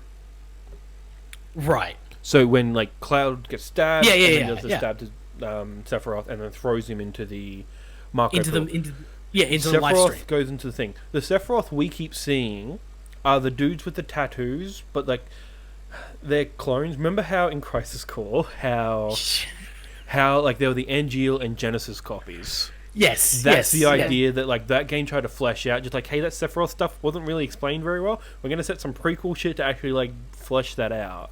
Yeah, I mean, this is the thing is I've never quite understood. It's taken me a bit. And yeah, to be fair, 7 does do some crazy shit at like its story because like Sephiroth was never really there. Like, it's all been like either Genova pretending to be or like his clones pretending to be. And it's really hard, and especially because like this game does not explain it. It doesn't explain what is Cloud's and Sephiroth's relationship. Because it kind of like when my housemate was watching me watch Sephiroth appear, she thought it was trauma. And I'm like, to be fair, that's valid. And that is a possibility. Yeah, and like up until we got like stuff. One of the accepted readings of Final Fantasy VII that Cloud is just traumatized. Yeah. Is that he is completely and utterly psychologically broken. And he is technically, because the Marco poisoning and all that did that to him. Yeah. And it's like kind of fractured him. Well, really fractured him. He has delusions that he believes he is never was. Yeah. He was never a soldier. No. And he takes on the to try and get through this. And that's a legitimate psychological disorder that people take on the personality of a traumatic experience to try and overcome it, and that he might possibly just be psychologically broken, and that's why Sephiroth keeps popping up. Yeah, you ain't gonna get that from this story. Like, you could spend hours dissecting it, but the actual narrative through lines that happen in this game, I think, are still more fucked because it just doesn't. Like, the whispers don't make any sense unless you look at it from meta level, and this is the problem that I have with Final Fantasy Remake as well, is that like I, as a Final Fantasy fan and as a fan of weird shit, love it more the more distance I get away from it, because I start to really appreciate what this fucking thing has done. Yeah. Like, what it does to Final Fantasy VII as an idea, as a concept, as like a sacred thing, is just fuck with it, and I love it. Yeah. But in the moment, I was sitting here going like, what the fuck am I doing? And this is what I was going to talk about in Final Fantasy 13, is that like design-wise, those Mako unknown thingies. The remnants you're talking about? No, right. The things you fight in like the Mako reactor, that they've got like the blue design with like the red coming out of them. What are they called? They're not the Shinra soldiers. They're not like the weird. No. They're the experiment. The experiments, the failed experiments. Oh, those things. Yeah. Yes, cool. Yeah. Those are just straight up Seath. From a design wise, yeah, I can see that. From a design perspective, and a lot of the mechanical Fal'Cie looked, and the way those edges on those like mechanical design, like just a lot of it just feels very 13. And they have the same like artists, like Nomura is the character designer, but they probably also had the same like. A lot of 13 went to Mobius, and then a lot of Mobius has gone to 7 Remake, and it's all the same team. And I get that like that. No, but what I'm more curious about is this game hated. You're cutting out. You want to repeat that? Sorry. What I'm curious about is how many people who loved this game hate Final Fantasy 13. Yeah. Oh. Because that I think that's going to be a non-zero number. And I would challenge them that they're playing the same fucking game. I would understand if you hate 13 from a story or character perspective. Some of the stories and characters I not always on board with, but like characters maybe like I can get the argument against Hope, but I'm talking even thematically. This game is the same. How so? Thematically. So now we're going to get into spoilers. We're in spoilers, mate. Now we're going to get into spoilers. Are we spoiling Final Fantasy 13? Well, Final Fantasy 13's theme and its whole narrative thrust. All of 13. 13 trilogy is... No. I'm talking about specifically 13. Okay, because I have a theory this is going to follow the same structure as the 13 trilogy. 13's whole narrative thrust is defying fate. That's what I'm going to say about that's all of 13 trilogy. No, the trilogy has a different it's a different. The other two are different. To a degree. To a degree. I mean, 13 the whole story is again. To be fair, what story isn't about defying your fate? But Animal Crossing. No, because you're defying. Yeah, you're defying Tom Nook. Yeah, he has your fate. Off. He is fate. He is fate. He is death. He is harbinger of death. No, that was also a weird point where like Barrett's just like, yeah, that's the harbinger of time or whatever, and it's like harbinger of fate. Yeah, and I'm just like, and then the boss name pops up. Yeah. Like, did you read that, Barrett? Like, what is this? Like, it's a weird thing for you to say. Like, if it came out of Aerith or Sephiroth or anything like that, I would have like made sense. But he's like, no, it must have been those arbiters of fate that he was talking about. Like, and also in the dialogue, it's in quotation marks, like in the subtitles. Yeah. No, but 13's story is about he's destined by Fal'Cie to commit a certain fate, and the whole story is about them breaking it. Mm-hmm. And trying to create a new destiny from the back of their fate. On a meta level, that's what Final Fantasy VII does to Final Fantasy VII Remake does to Final Fantasy VII. Yeah. Because at the end of this game, you are getting flashes of the original Final Fantasy VII game in the graphics of the remake. Some of it looked like the original graphics. Like when Red 13 is doing his jumping, that just looks like cut from Advent Children. Possibly, it could be just scenes from Advent Children, but there are other bits. The death of Aerith, spoilers, which is in there.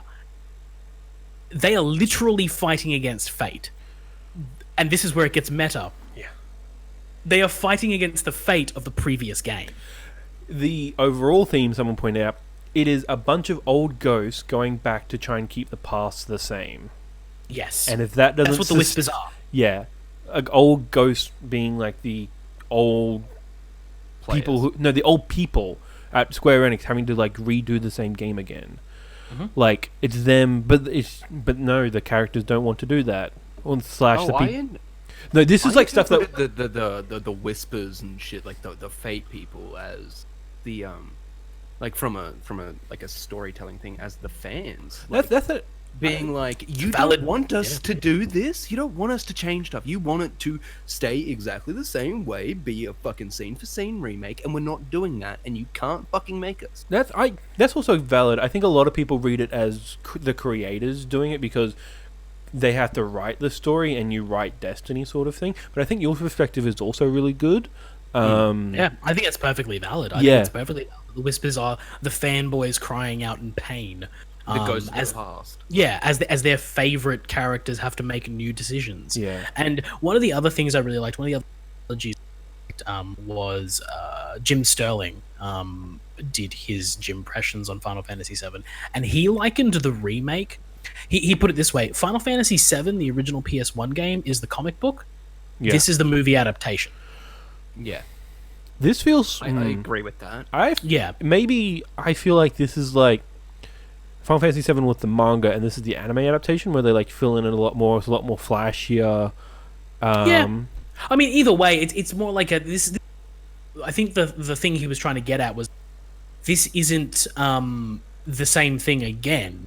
Even it's inspired by. Exactly. It's a new adaptation. They just happened to.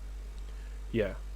Like and what he was saying, and this is something I really agree with, is that he really enjoys the fact that this is a remake that doesn't deny the existence of the original and allows the original to continue to exist.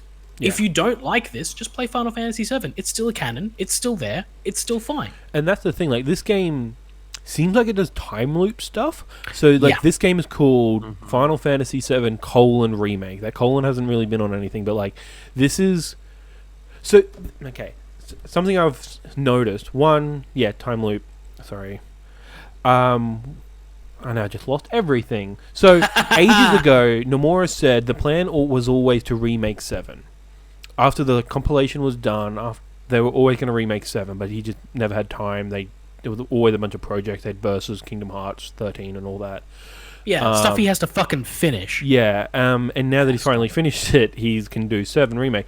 And I imagine that might have always been the point of it, is to sort of do the split. Because, if that's... Do you think this is what the inspiration was behind, like, having original 13 and Versus 13, 2 games split along the same timeline, a similar reality? Because that's, again, this is what I keep feeling like, that they're actually just trying to pull off the original 13 vision. Because this is now, essentially, Final Fantasy VII Versus. Yeah, I see that. Like, I see that is a case. I see Versus going into Kingdom Hearts 4, not necessarily... No, I'm not joking, like... No, I know, I know, but that's all... yeah. But, like, I have I get the feeling that the next one, if we get one, which I hope we do, and I hope it's not as long, I hope we're not in a 5-year development cycle for this fucking thing. I'm hoping most of the assets are done. Yeah. But, like, where they escape from Midgar, like, that's where the open world part of the game starts. Yeah. In the, quote-unquote open world. Yeah. Like, that's where you go to the overworld. Yeah. Yeah, it's where you go to the overworld, you get to travel to different towns, and that's, like... You're telling me they're not going to try and make that an open... Yeah, that's definitely going to be an open world RPG. At the very least, a couple of different sandboxes connected screens, maybe. Yeah. Like, the worst we'll get, but they're going to try and make that thing big, and that was exactly what they did with 13 too. They made that game way more open. Yeah. It's probably, like, I wouldn't be surprised if the 7.2 is the size of 15, like, easily. Yeah. And it maybe bigger, because it will probably launch on the PS5. Yeah, got that cool SSD loading sequences. Yeah, to me, it feels like with how they're going to do 7, it feels like they're going to do an open world thing. Yeah, it feels like a genius marketing to me. Have the first game be a walking simulator, pretty linear, yeah, and then have the story be good, have the combat be awesome, everything else except you just hated walking around doing stuff, like, as most common people don't like that part. Yeah. So now you've sold the game. People basically love the combat, everything like that. They're raving about that. It's the walking that sucks. Now it's open world. There we go. You've got more people to come buy your game because we fixed the problem. Yeah. Yeah. But I also think it's at the end of that game, you get a big old title screen that says, like, the unknown journey will continue. Or and what it basically says is the story from that point on isn't the same. May not be the same. I don't think it. And this is one of the questions I wanted to pitch to you guys. At the end of this, do they kill Aerith? Right, like that is the question, and I'm worried. I have a feeling no, but I also have a feeling they might.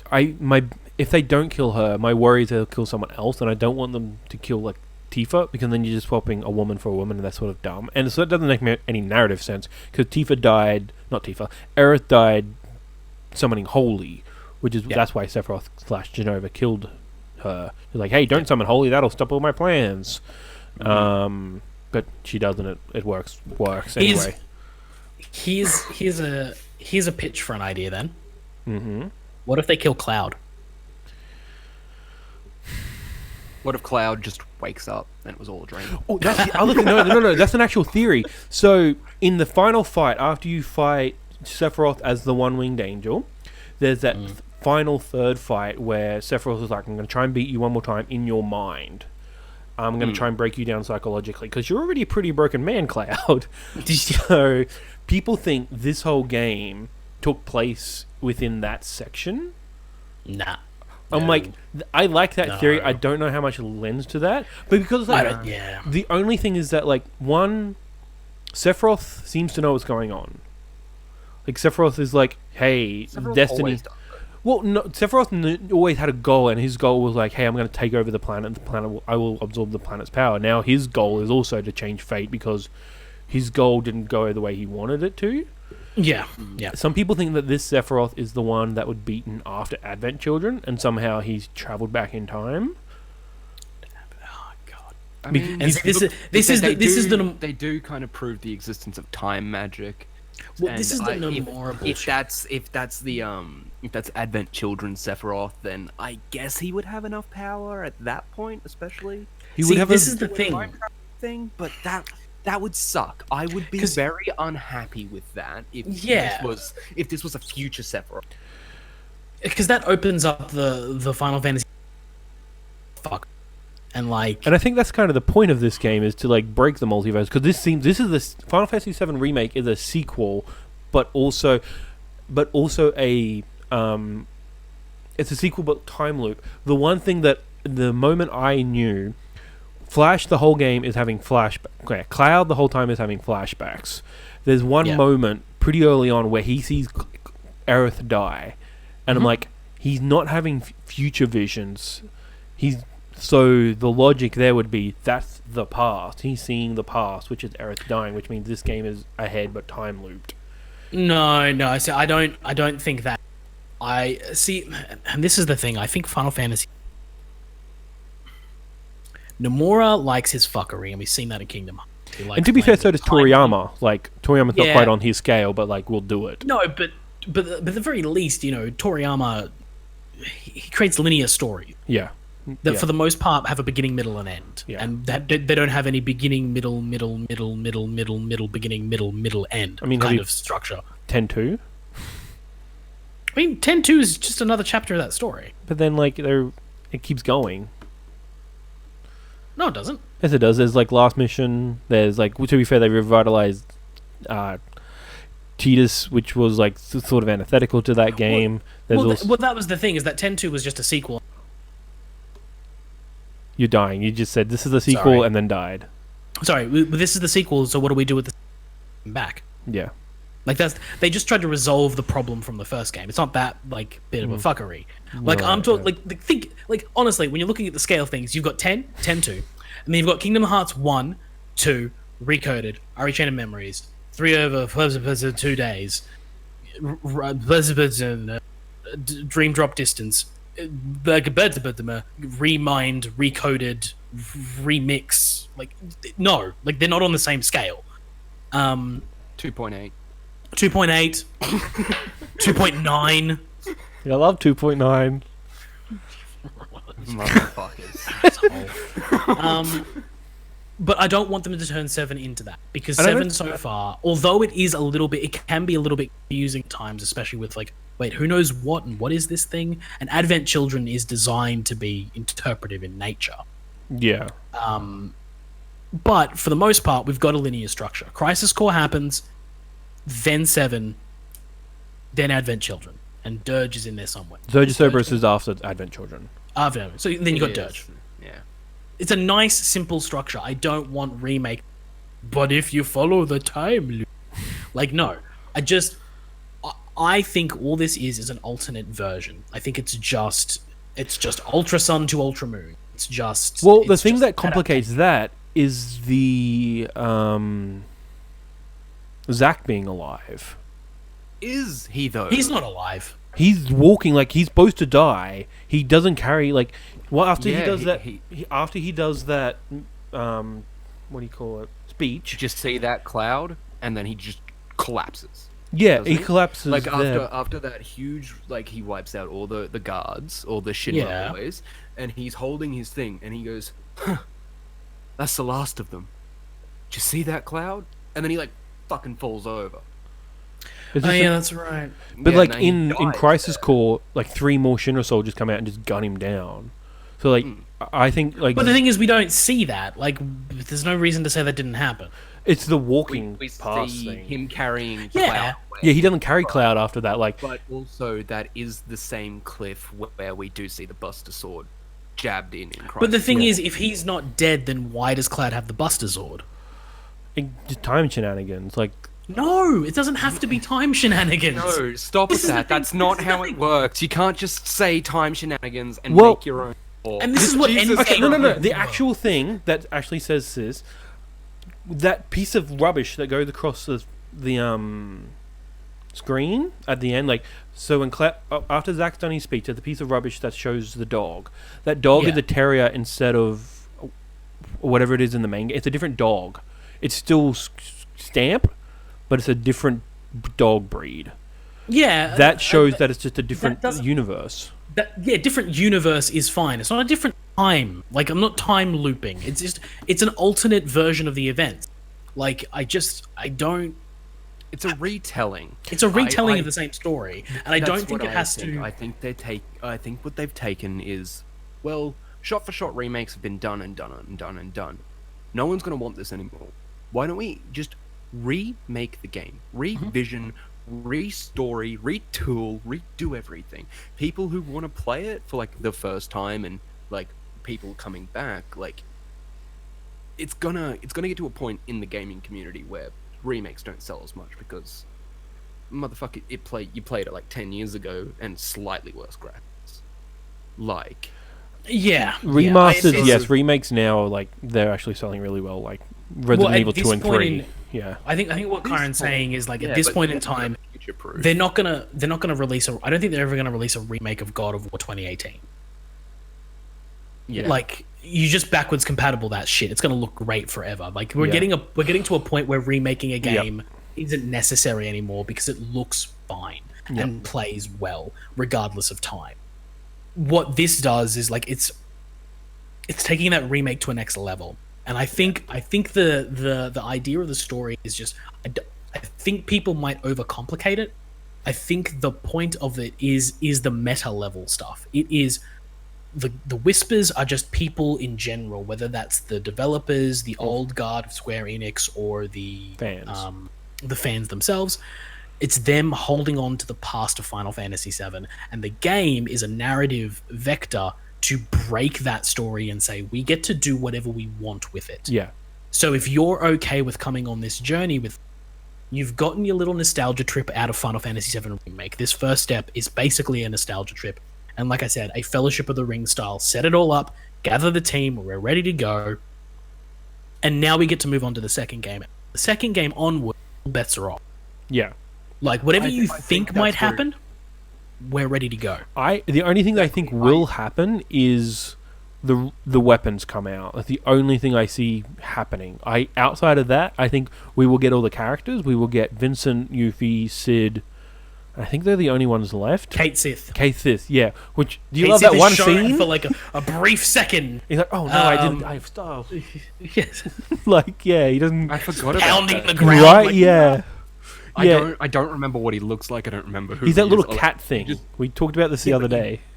Oh, right. Yep. Yeah. That's how forgettable. He's literally there for like a second, and I was kind of pissed because I honestly thought onto like a spoiler now. What? A good spoiler, like a really good, like I'm not going to have any. Well, you are dropping out, but I'm guessing you're just saying, "Can I just spoil the game?" Yes, you can. We're in spoilers. Well, no. I just want to move on to a different spoiler. Yeah. Yeah. While we're talking about characters, Red 13 looks sick. Red 13 looks great. It sucks that we couldn't play him. That's my only complaint. Why? It just seems like they really ran out of time, but he needed to be in the story. Just like, okay, just... You motherfuckers had 5 years. Fuck you. I think they had 3 years. Remember CyberConnect worked on it? Yeah, so? They restarted. I'm sure they came up with a Red 13 combat system. I'm sure they made Crisis Core 2. Like, that's what it seemed like everything was coming out about that. It's just like, I mean... That's what they did anyway. It's Crisis Core. Like we said before, it's basically Crisis Core. But I mean, like in like scope and in character design and battle system, whereas like this is like, I don't know, something different. Like going back and playing Crisis Core, there is enough differences. And like the point, one of the reasons they wanted to remake it the way they did is, I know they've been quoted as saying, we wanted to make the characters the way they actually were instead of what they became. Like Cloud became this emo guy, Aerith became this like saint. Like and like those weren't the characters. Like Aerith is complicated. Like she kind of manipulates Cloud in the original. Cloud is just a bitch. But she's also just a bitch boy. Like, but she's also spunky. Like I love it. Yeah, Aerith's characterization in this is great. But then they evolve Barrett's character. Like he's no longer just a Mr. T ripoff. Like after he realizes he's still a bit of a Mr. T ripoff. Like, he's over the top and dramatic, but, like, he still has human moments, which I don't really recall in the original. Like, he had human moments in the original, but they definitely flesh him out in this one. Yeah. And they definitely give him... The thing they do for Barrett is they finally make you realize why these Avalanche goofballs follow him. Perfect. Yes. Yeah. Man, I don't know. He still feels like a 1B character to me. Really? No, it's the very end of the 2B, the Earth and his daughter. That's it. No, and that's the thing is that his whole motivation to have a life with Marlene, so that Marlene can have a life, and it's towards the end where he's making that speech about that. He has this little speech about like it's when he stands up to President Shinra. Yep. Yeah. That's when he gets his moment where you look at him and you go, and he's talking to him and he's intimidating. But he's also like gentle in this weird way, in that he's not going to kill the president, but he's going to tell him this is what you're going to do. And I think it's actually the fact that like they have that little weird interaction of all Barrett wants is his name cleared. Yeah, because that's what matters to Barrett is his name and his respect, and the things that matter to him is honor and duty and things like that. And then Shinra goes, well, didn't you want the Mako reactors stopped? Why don't you do that instead? And it kind of like cuts him for a second. And Barrett's like, oh, gee, what? And you start to realize that he's a man of principles and action. Yeah. He doesn't necessarily think things through. But because he's a man of principles and action, people are willing to follow him. And that's why you get Wedge and Biggs and Jesse following this guy and a bunch of other people who really respect Barrett. And that's the thing they didn't get out of the original. They get that moment. Of like, oh shit. The other thing is, I don't think I think the way where this game is set in the story doesn't give Barrett his due, because the story, his backstory and why he is the way he is will have to be saved for the second one. Yeah. Because you don't get the interaction with Scarlet, and you don't get the reason he's got a gun for a hand. Yeah. And you don't get the why Marlene's important to him. You don't get any of that information in this game. So his is coming soon. I think you get more of a sense of Cloud and Tifa and Aerith in this game than anyone else. And like I feel that's the thing with actually most of them. Like Tifa, okay, this is actually one of the derivative points. When you finally see Marlene in Aerith's home, you walk out and you're supposed to see someone. Who did you guys see? Kyron? What do you mean? So after like they do the thing where like they discover Marlene is safe at home, Cloud walks out and you stand on top of like the hill, like that flower hill. Someone is who's out there? Who do you talk to? Aerith.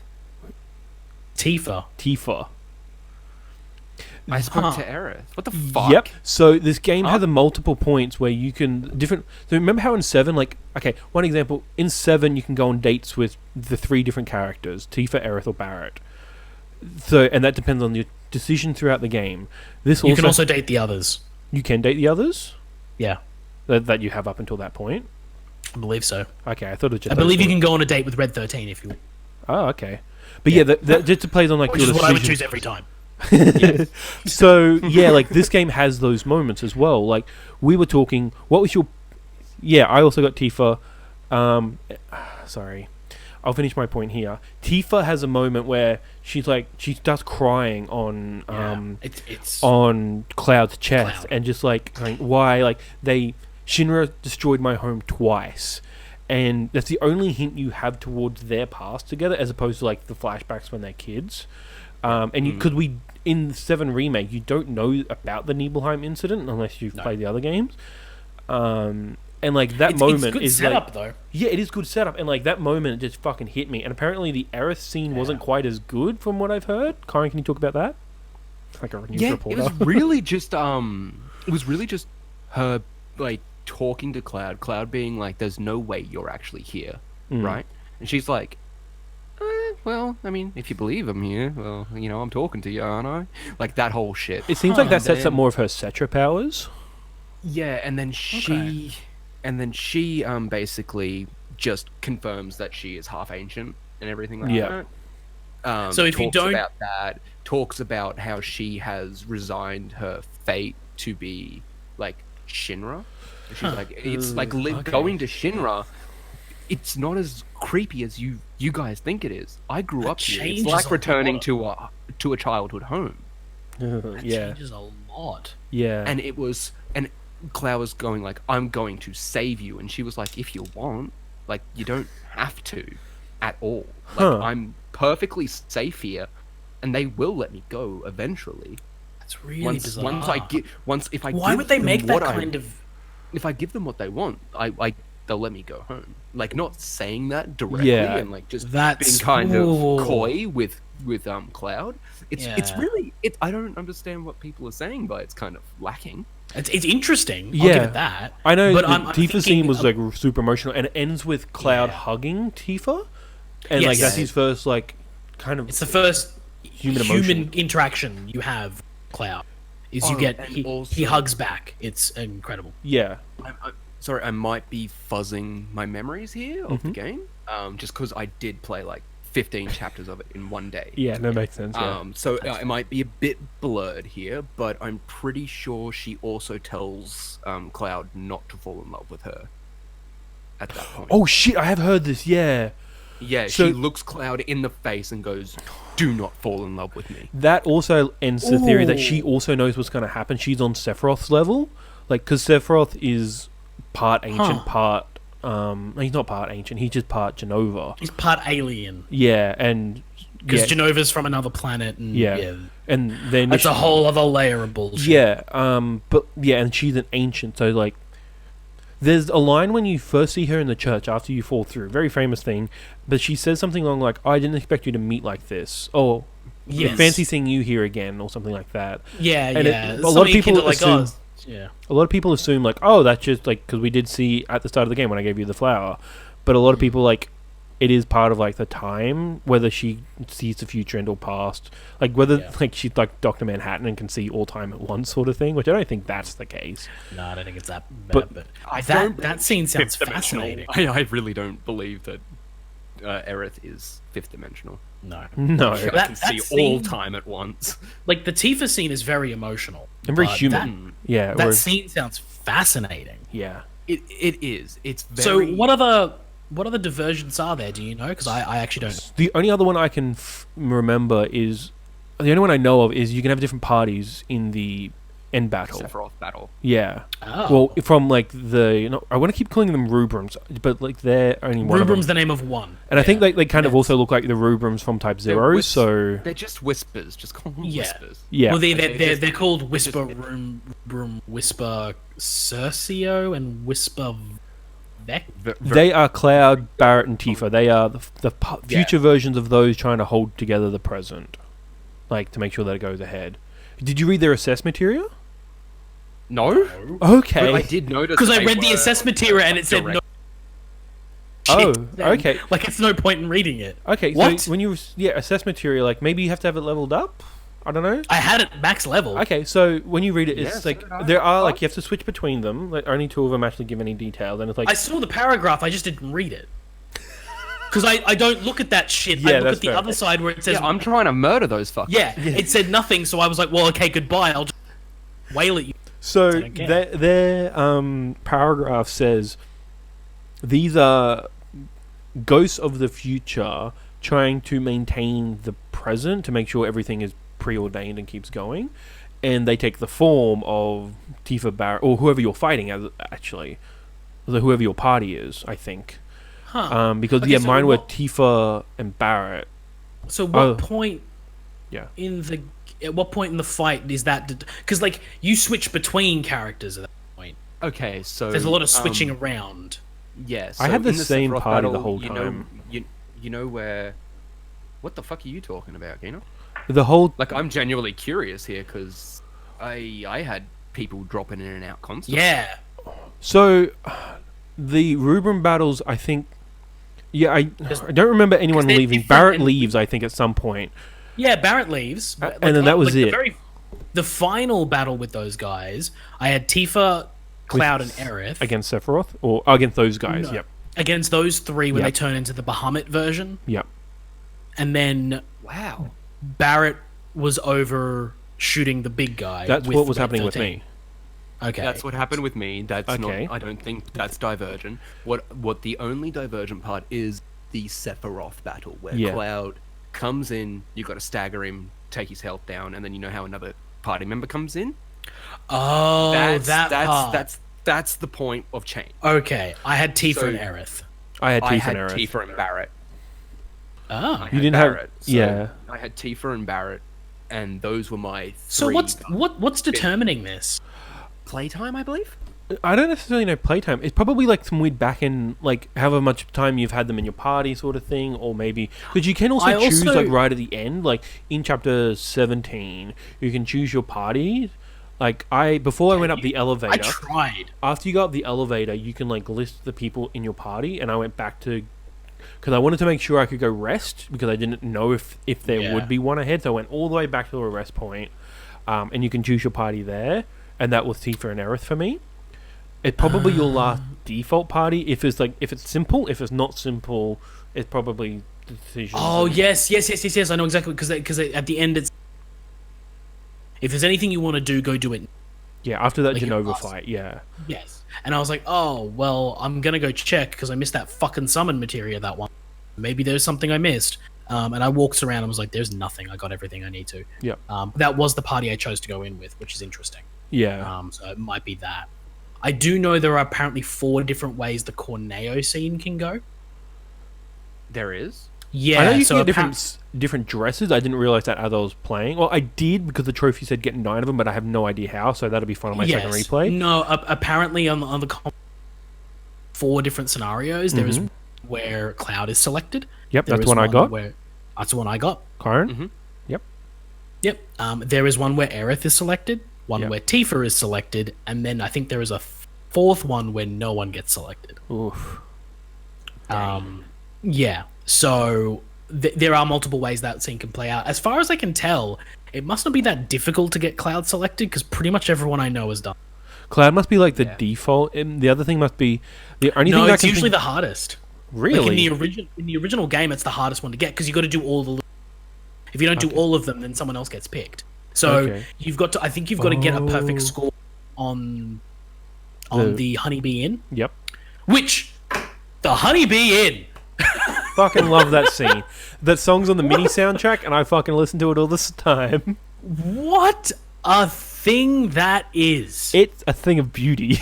I love it. Yeah. I think it's a lot of fun. I really really enjoyed it. I just don't know. I don't know. I don't know.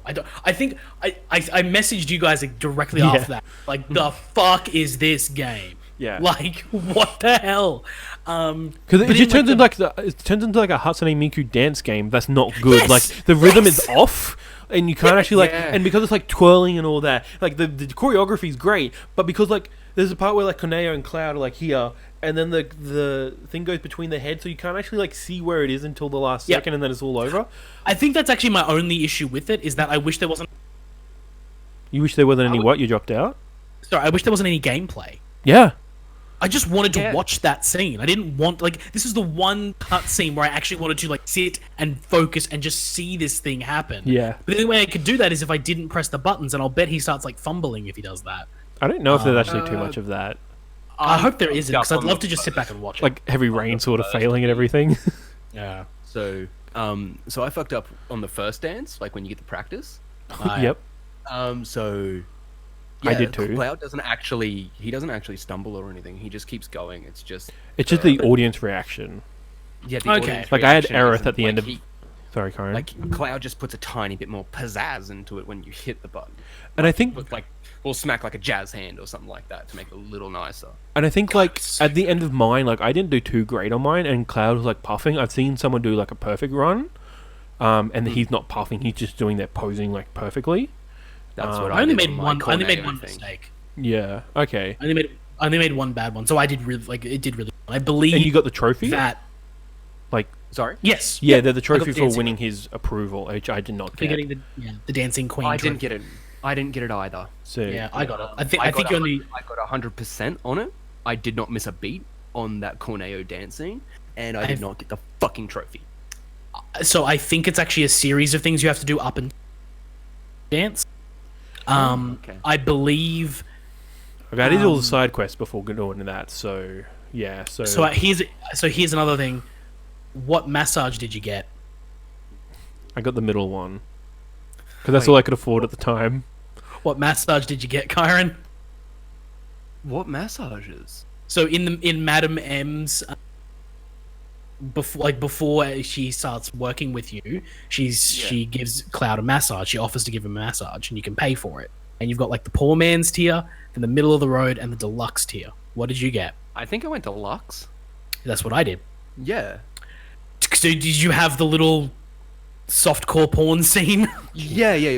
The weird like sucky finger part. Oh, suck. Yeah. Oh. Yeah. So like she gives him a hand. Yeah, she gives him. Literally gives him a hand, like literally. It's just she massages his hand, and he.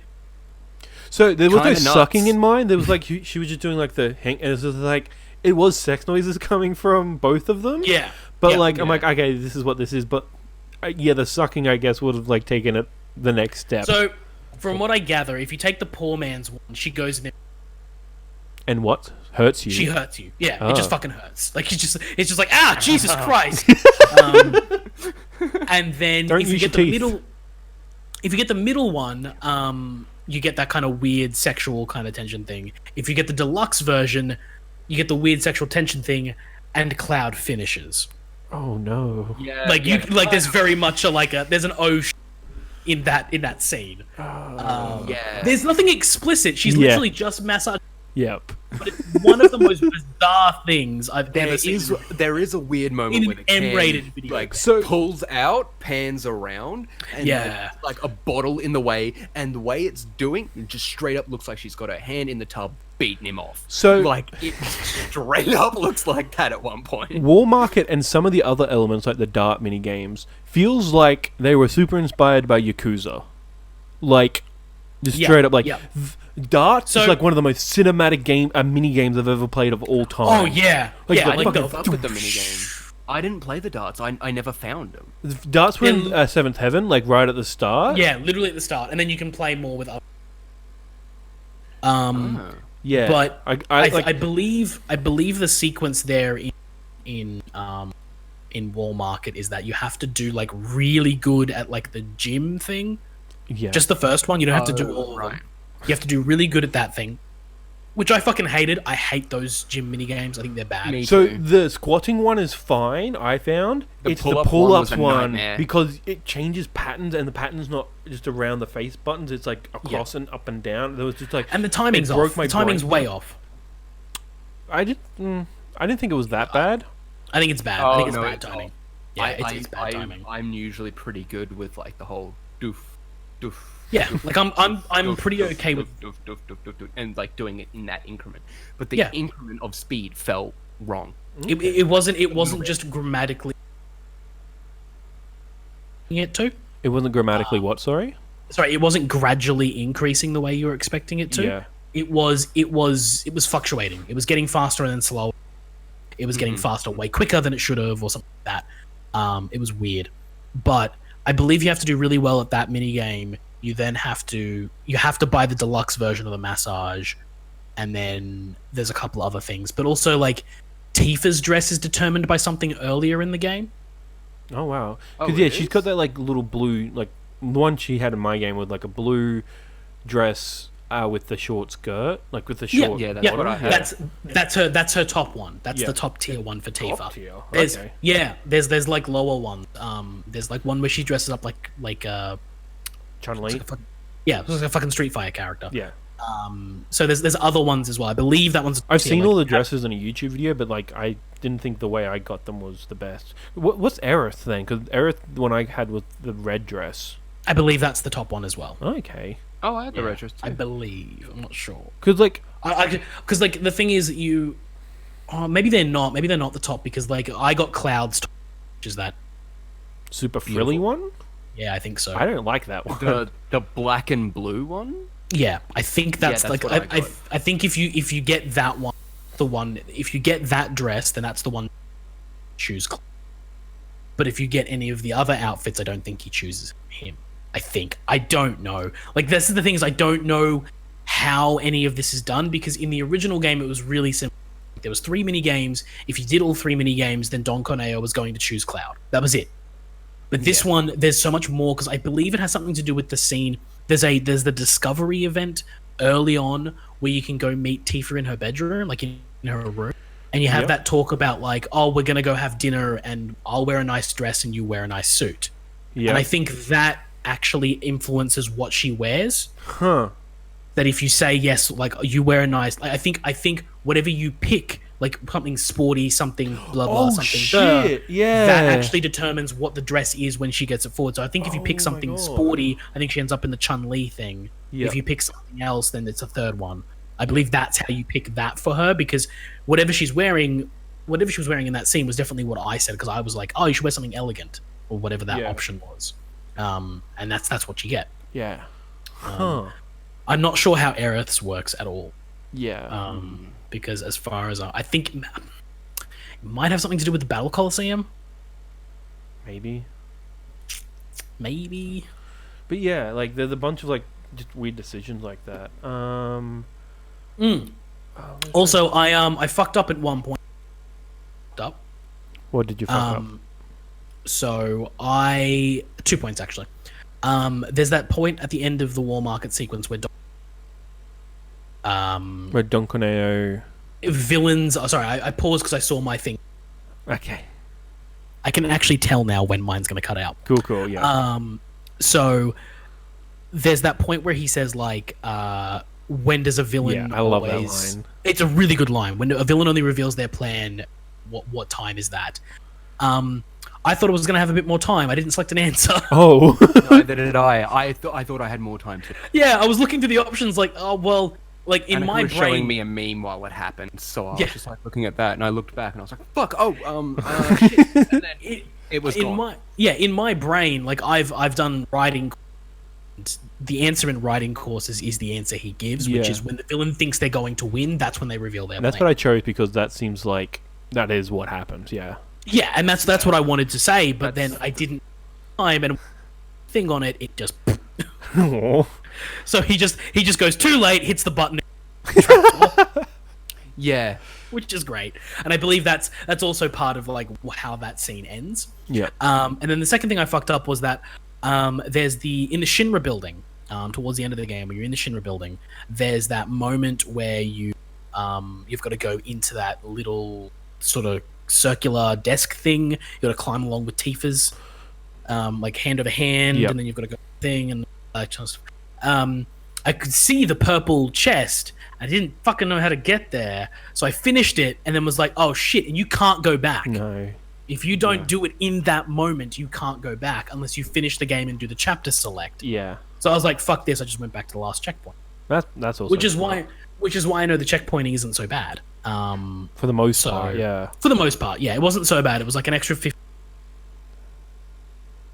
The reason I know, I knew it was fine because I knew that chest contained her best weapon, and I wanted that. Oh. Yeah. Oh, what was that chest? Sorry, I'm not 100% on everything that happened in exact. No, that's okay. In the Shinra building, there's that point where you. Oh god, it's hard to explain because it all looks the same in the Shinra building. It's when you take control of Tifa and have to do like jumping over everything.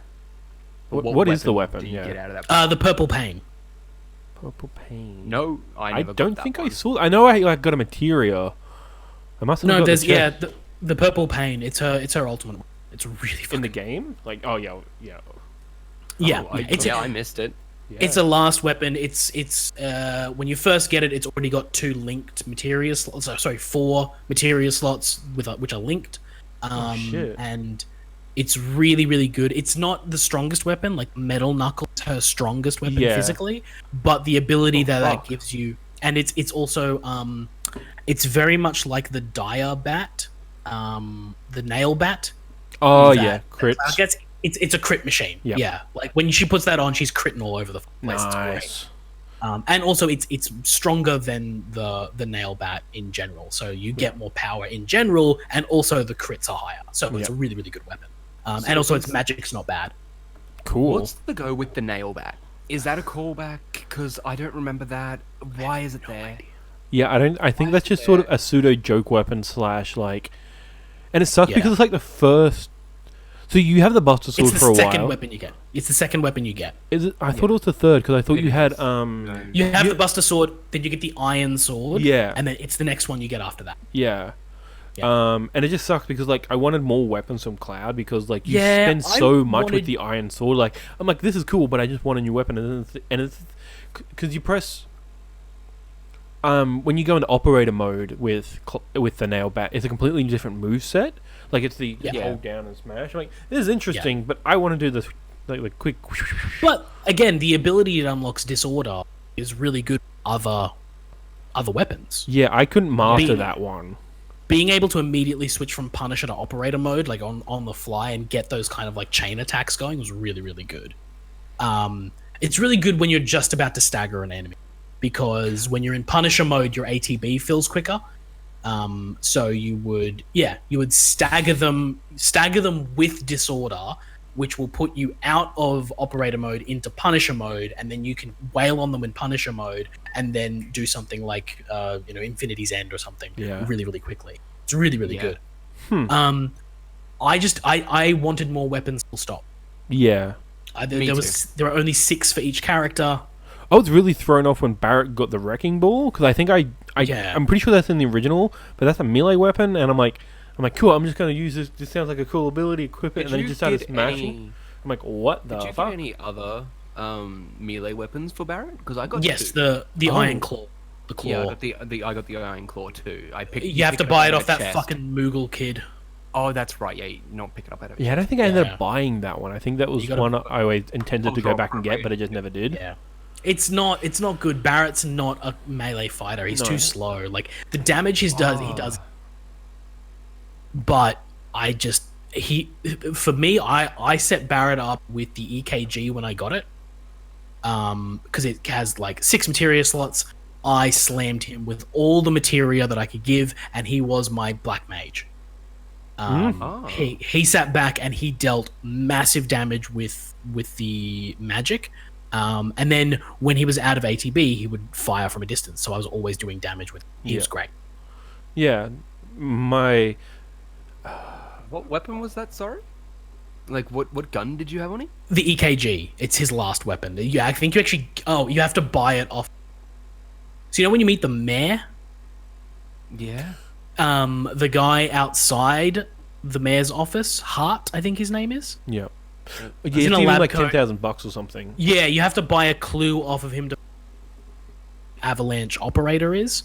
You buy the clue off of him for 10,000 gil, and he then gives you an EKG as well as the clue. And the clue's shit and Barrett's like, this is a really shit clue. We kind of already knew this. And then and like I was out of money. So I'm like, oh no! And then I ran around and there's like a chest with like 5,000 gil in it. I'm like, thank you. I think I might have done this. I think I might have got all these weapons. Spent a little time. Last weapons were. The reason I did that was because I missed one of the weapons in the game. And I was pissed because I like having, even if I don't do anything else in a game, I like full weapons collection. Yep. And I missed one of Aerith's and it really pissed me off. Yeah. Because I forgot about it. Because it's actually a callback to the original game. Yep, which I didn't know until I was listening to the podcast. I'm like, oh, this is cool. Yeah. And like, so what it is, Kyron, it's the nearly headless chariot man. Yeah. So the train graveyard. Yeah, that train graveyard was 2 screens in the original. So and while that level is filler, I kind of like what that sort of. I love it. It's beautiful. Yeah, that was really fun. Yeah, a lot of fun. I did the assessment area on it, and it's like you can steal a weapon from it. I'm like, this is great. I don't have anyone to steal on, but yeah, it's one of Aerith's weapon, and like people would grind that area to find this one guy a lot because he was just a random encounter in the original, and like you would have to steal for it to get one of Aerith's best weapons pretty early on, if not her best for a while.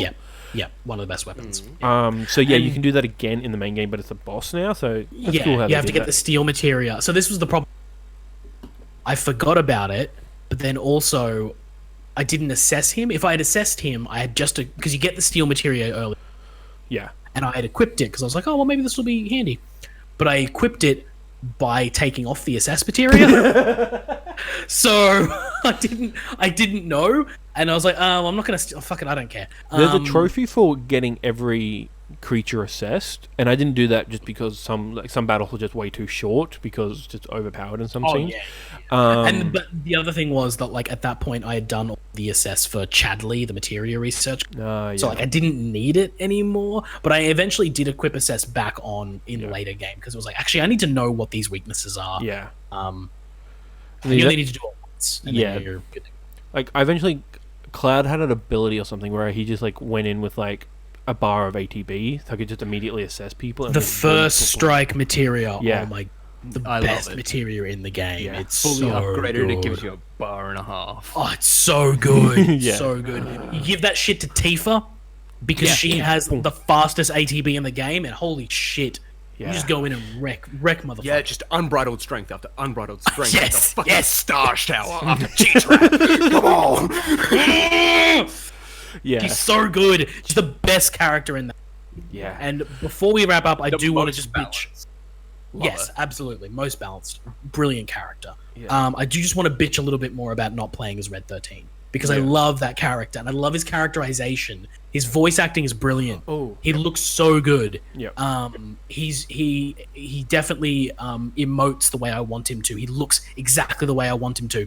But this was another Nomura-ism that really pissed me off during that section of just like, man, you really just want to show us your animation chops, don't you? Because you got to like move to the edge, stand, wait, press the triangle button, then Red 13 walks over, then he jumps up and runs across the top, then he's got to land, then he walks back around, then he jumps up onto the lever, and then he pushes the lever down, and now you can cross the gap.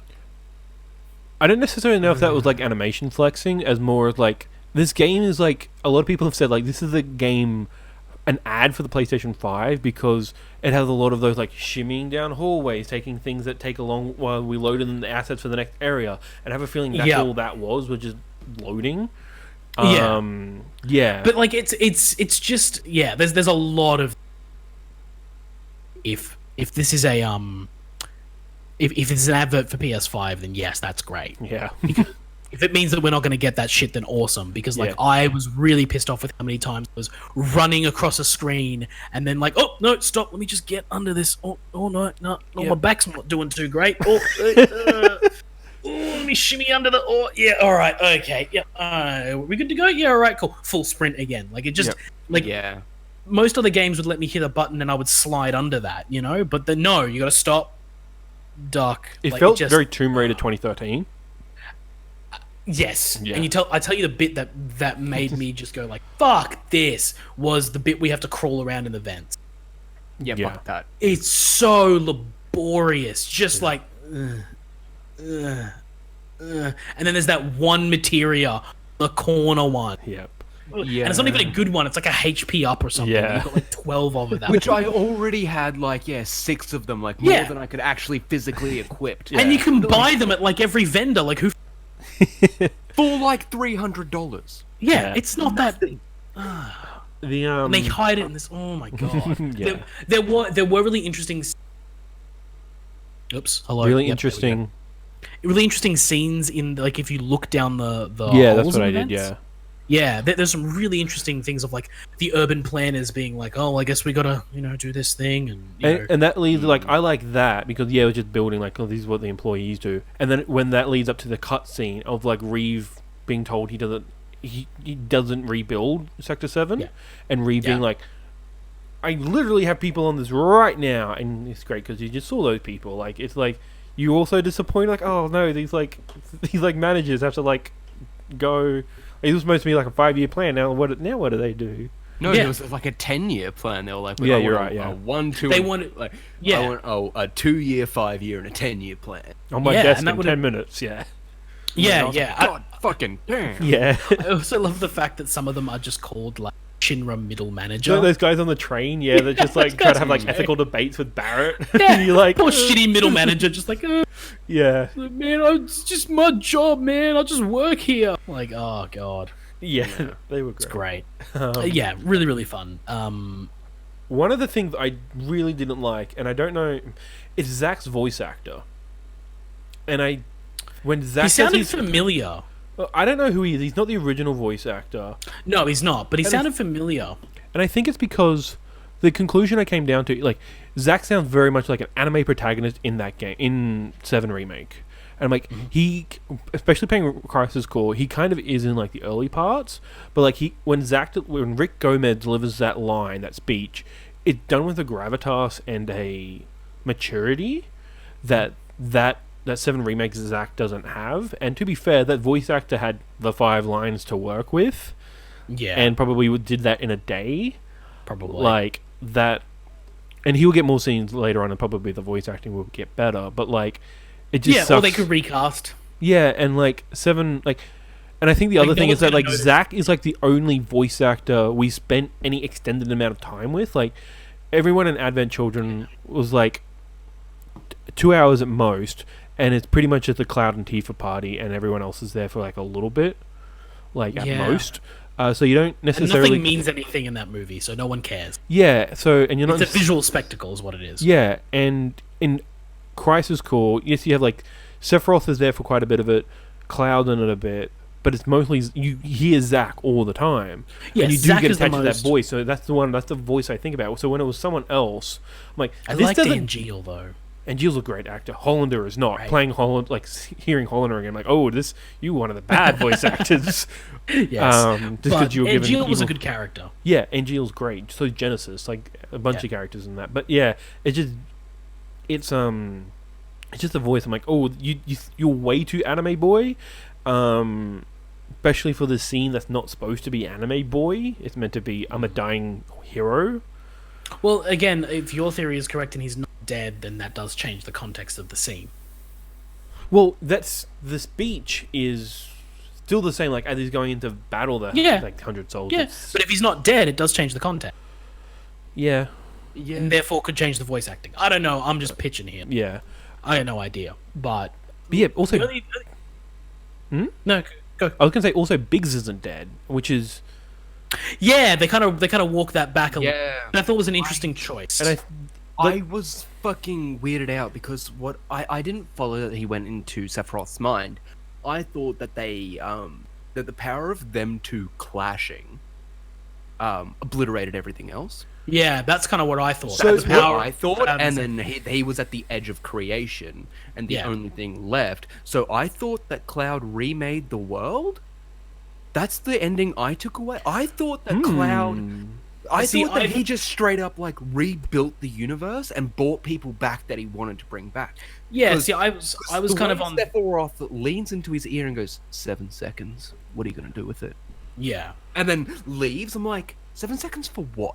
Yeah. Until what? Like 7 seconds until you're out of your brains? Like, is this brain space? Is this ethereal space? Like, where is this? What is going on here? Yeah, see, I took that whole scene to be like, it's not him in his brain. It's just Cloud broke the timelines and broke what was supposed to happen. He broke fate. So all of the events of 7 that were supposed to happen in their order, in the way they did in the original game, now no longer are bound by that. So he now goes in and, Cloud has basically remade the timeline in a totally different way. And so what ends up happening there is that, like, well, if it's a different timeline, then not everyone who died remains dead. So Biggs gets a second chance. Jesse doesn't. Biggs does. Oh, do we know that? Do we not? Do we know that? We didn't see her come back. I have to assume. Yeah, but I don't. I still think they're like seeding like theories of like, oh, maybe he changed the world. And if they did show Jesse, then straight up, yep, he changed. I think that's the thing. Like, they showed the universe. So if that is going to be a thing, that would be in the second game if we see Jesse. Yeah, and I think like that's why they showed Biggs and just Biggs, because Wedge was alive longer than he should have been. Like, is he alive at the end? Wedge gets taken out by the ghost in the but like he's supposed to die when he like falls down off the cliff. Yes, but is he alive? That's also a question. Like, that's an actual ambiguous thing. Like, did they just shift him, or did he get chucked off the cliff again? And is that why Biggs is alive now? Maybe one of them has to be alive, and that's what the Whispers were doing, keeping one alive. Maybe, yeah. Or like they all die in the original, but like, yeah. Maybe in this new timeline, one needs to survive for some reason. Also, I think they might just do more. I think that might be what the reason was. Just those orphans need orphans. The orphans that he looks after. Yeah, that was. I think they might just do more with them, because there might just be more of an emotional moment for them in Cloud, maybe, or something. Yeah. Oh, there was something else I wanted to bring up, but I cannot remember. Oh, the end fight is just Advent Children. Oh yeah, when she gets to Sephiroth. 100%. Yeah, I mean, like, oh, this is. And that's where Advent Children plays. That's where One Winged Angel plays. Yes, the whole of Sephiroth is just a cool mix on it, arrangement. And I forgot about that, but yes, you're right. That it is just Advent.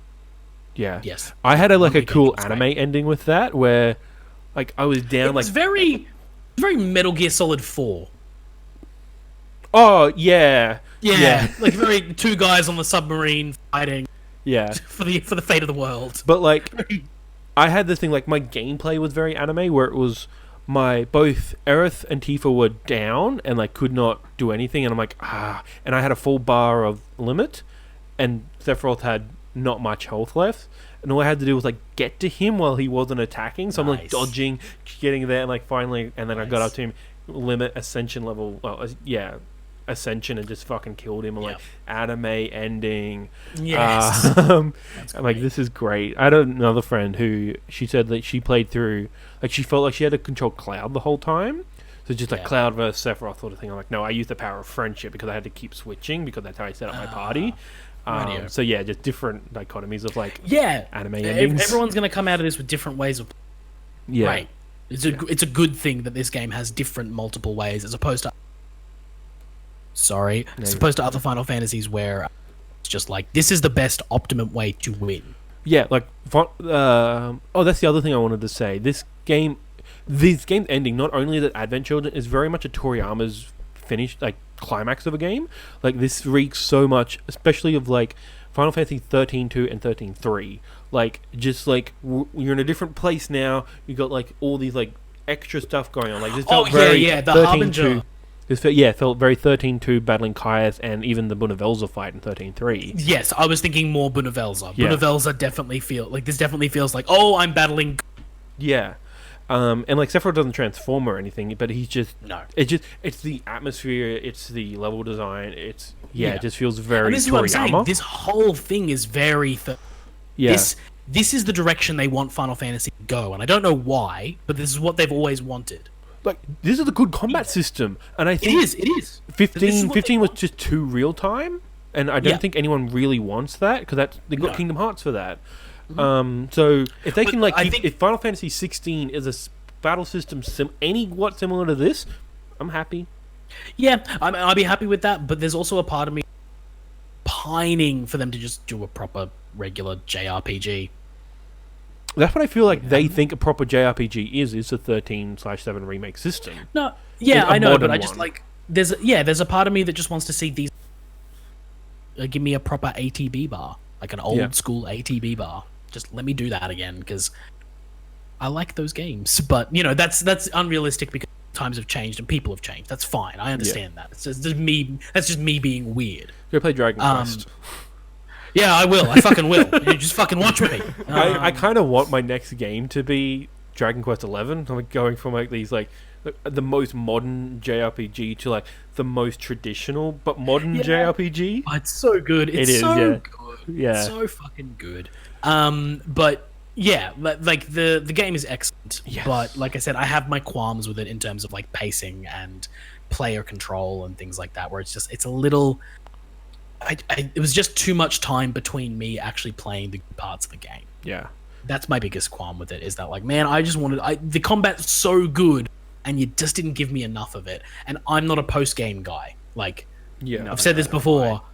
Once your credits roll, I'm done with you. Yeah. You are out of my life. That is the end of it. I'm not going to platinum you or anything like that. I might 10 years from now when I'm bored out of my fucking mind and we're isolated because of some other coronavirus. I might platinum 3. you then. Yeah. Coronavirus 2, Electric Boogaloo. It's always got to be that. We're already up to coronavirus 19. No, that's just the year. It's COVID-19 2, Electric Boogaloo. Do I have to play COVID 1 to 18 to understand COVID 19? Or are each of them self-contained like Final Fantasy? They're each self-contained like Final Fantasy. Cool. I'm gonna play COVID 19 too. That's why a vaccine won't work. Oh shit. Get rid of this plague. I think that's it. I think we've pretty much covered everything. Pretty much. Yeah. Anything else you got to say, Kyron? Oh, yeah. Sorry. So the difficulty thing. Oh yeah. Yeah. Oh yeah. So at the end of the game, I fought Sephiroth and I got up to the part where he does Heartless Angel a bunch, where he jumps up into the air and hits the ground. Yeah. And then that attacks a bitch. Yeah. It's a real bitch. Yeah, it's a real bitch. I really missed it in easy. Oh. What? Yeah, it wasn't not there? in easy. It's not fucking in it, or I killed the motherfucker too quickly for him to use it. Huh. I was struggling. Yeah. I was healing. I barely used my ability bar because I did not have the time for it. I killed Sephiroth in the time it took me to get to getting the first party member to that fight. Wow. Oh. It is disgustingly easy. I only used a Cura on Cloud once. That was the only restorative thing I ever used in the entirety of that final boss battle.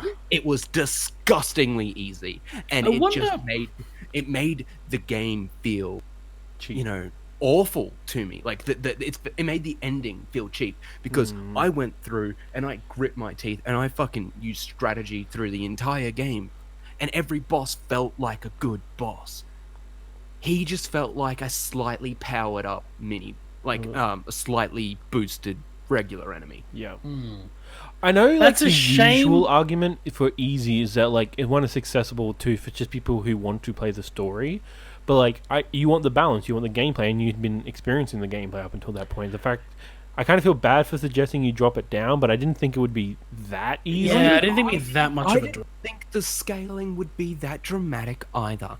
Well, the thing is, I think the thing here, like going from playing a game on hard to easy.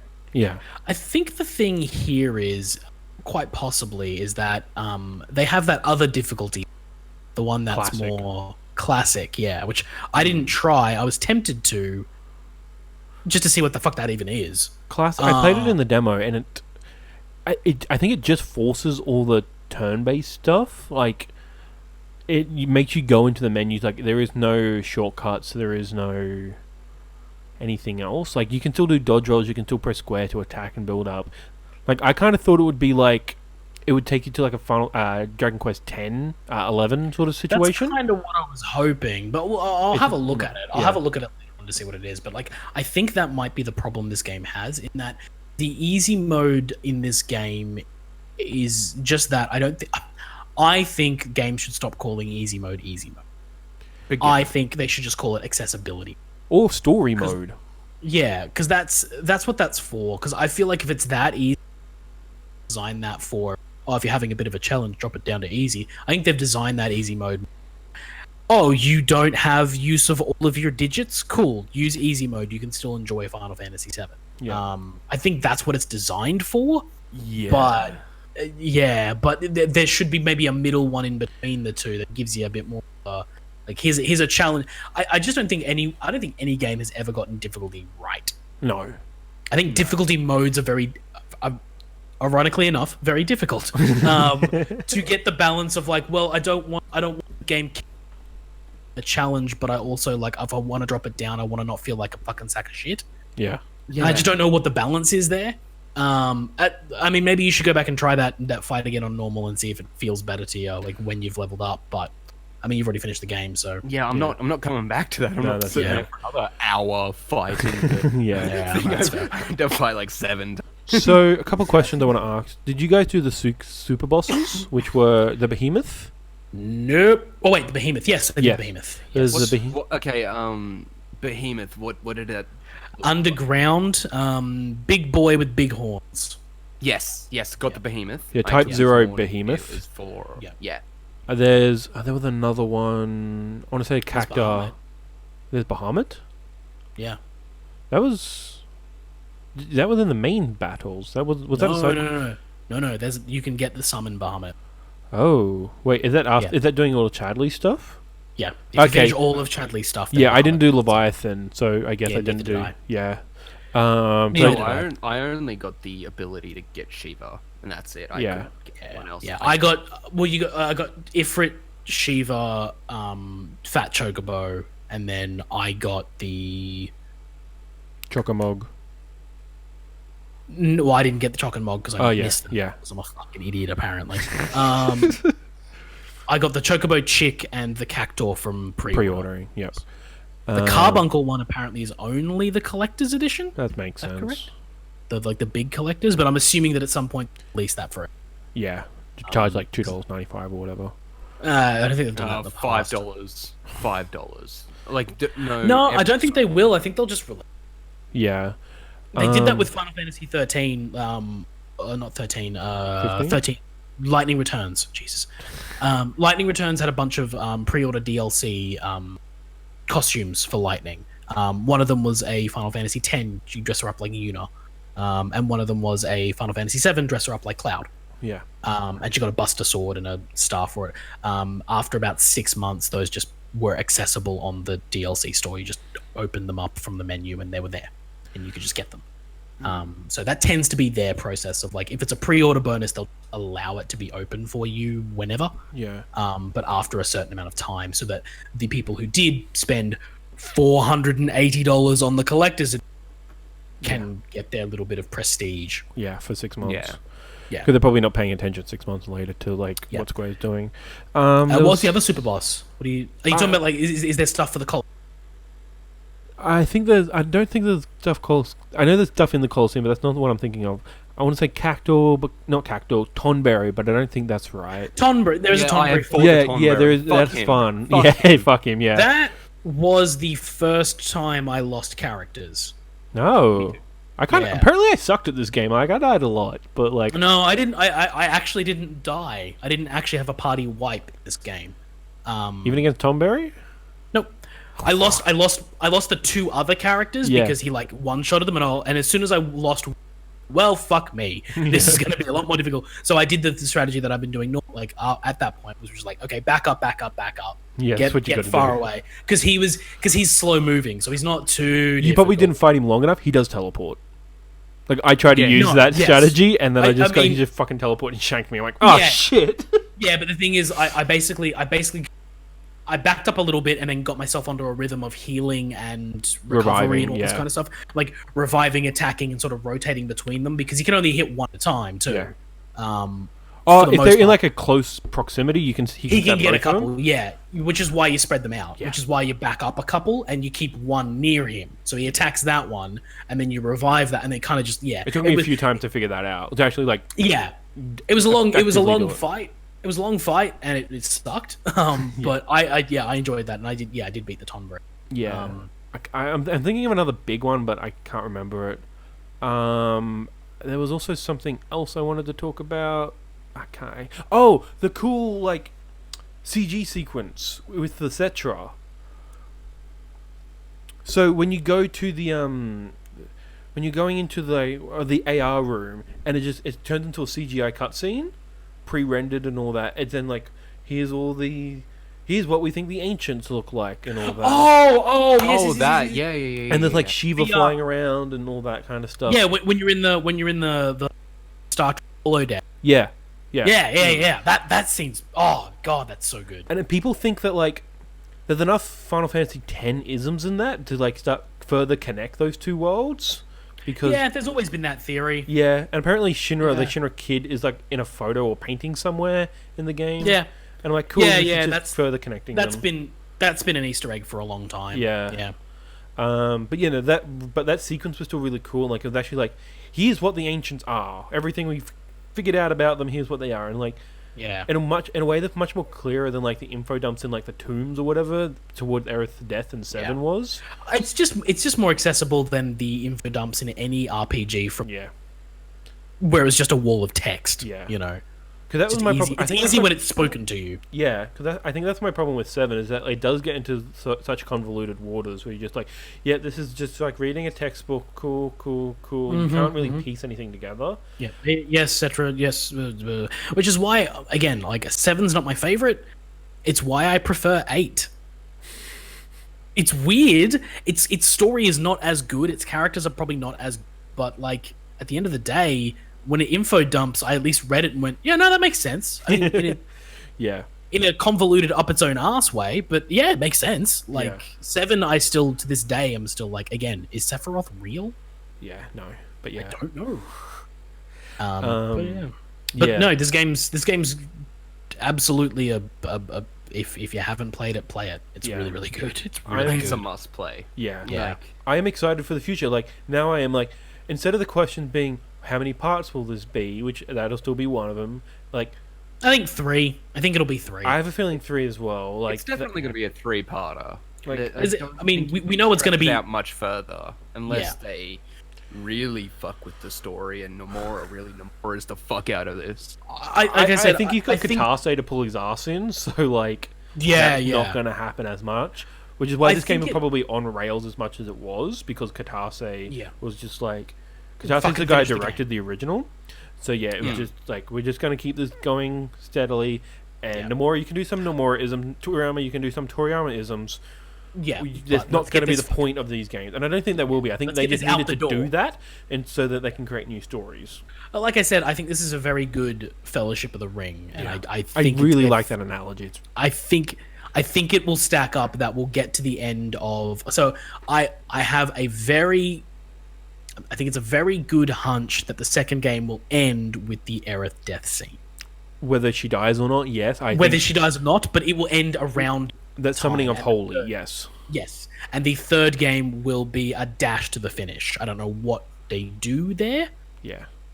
I don't know. This could also end in the second game. Like, I could just see this... It could just be 2. Yeah, it could absolutely... Like, this could just... Like, they could just, like, cut, mix, whatever they want. Just remix...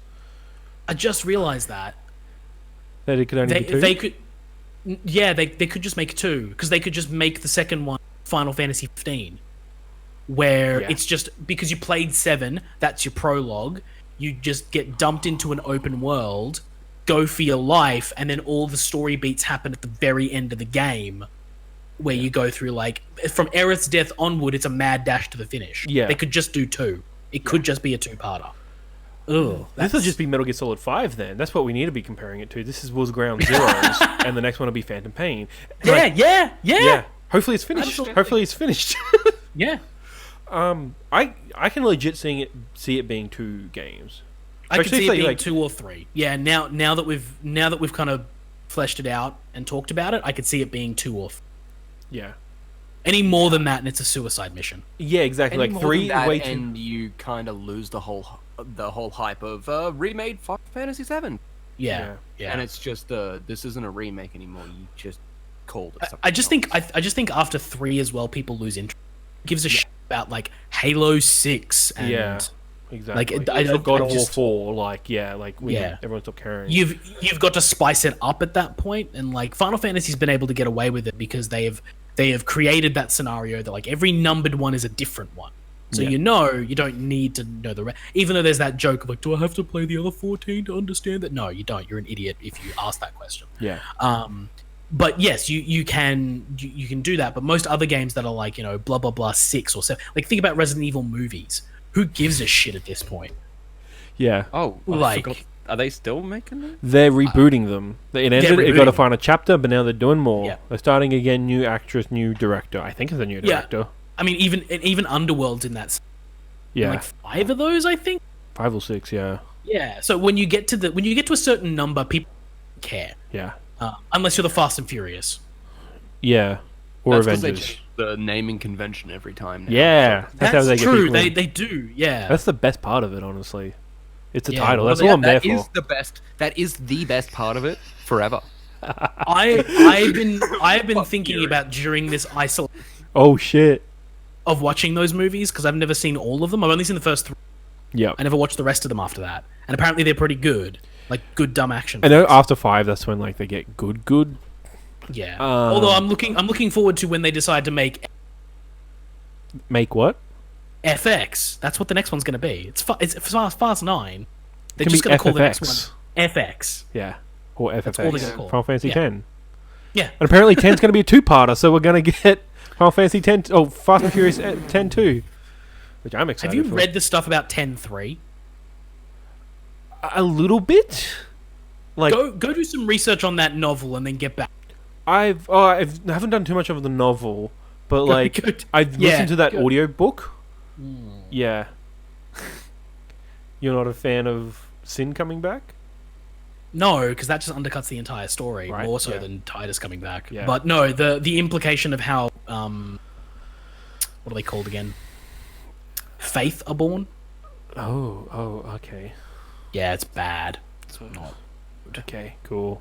No, it just reveal some things about the writer of the story. That's no. Okay. Some Freudian bullshit going on there. Oh, Anywho. if we're talking about 10, I feel that wraps up our discussion for Final Fantasy VII Remake. I don't think the next one will be called Final Fantasy VII Remake 2 or anything. It'll be Final Fantasy VII : It's another one. Yes, I believe it will be called something different. It'll be like Final Fantasy VII Reemerged. Reunion. That's a good name. Revenge. Unknown Journey. Reckoning. It could just be called the. It could be called the Unknown Journey. That's yeah. It will be back with the Unknown Journey. It could be called or it could be called Final Fantasy VII. Sorry. Did you say Final Fantasy 13? Wait, did you say Final Fantasy 7 13? No, Final Fantasy VII Unknown Journey. Although it could be called Final Fantasy VII Lightning. I don't know. Cloud returns. He's back. But will No, Earth... Lightning comes in after killing God. That's the Oh, the shit! Earth at the end of 13. Not Earth. It's Midgar. Gaia, yeah. And then it's Gaia, and then she's stepping off of a train, and when you go past that shot, it's the same train from the start of 7. That's what it is. No, it's just Lightning has an obsession with gods now, and because Cloud remade the world, she's got to kill him. Yeah, and then Lightning appears in Norse place, and then she's got to fight Kratos because they're gods that hate each other. And they like to kill gods, and it's just gods killing gods. It's all just one big universe now. And that's the plot to Doctor Strange and the Multiverse of Madness. Fuck, yeah, sign me up. Oh my god, yes. Yeah. Subscribe We'll find to my out. OnlyFans.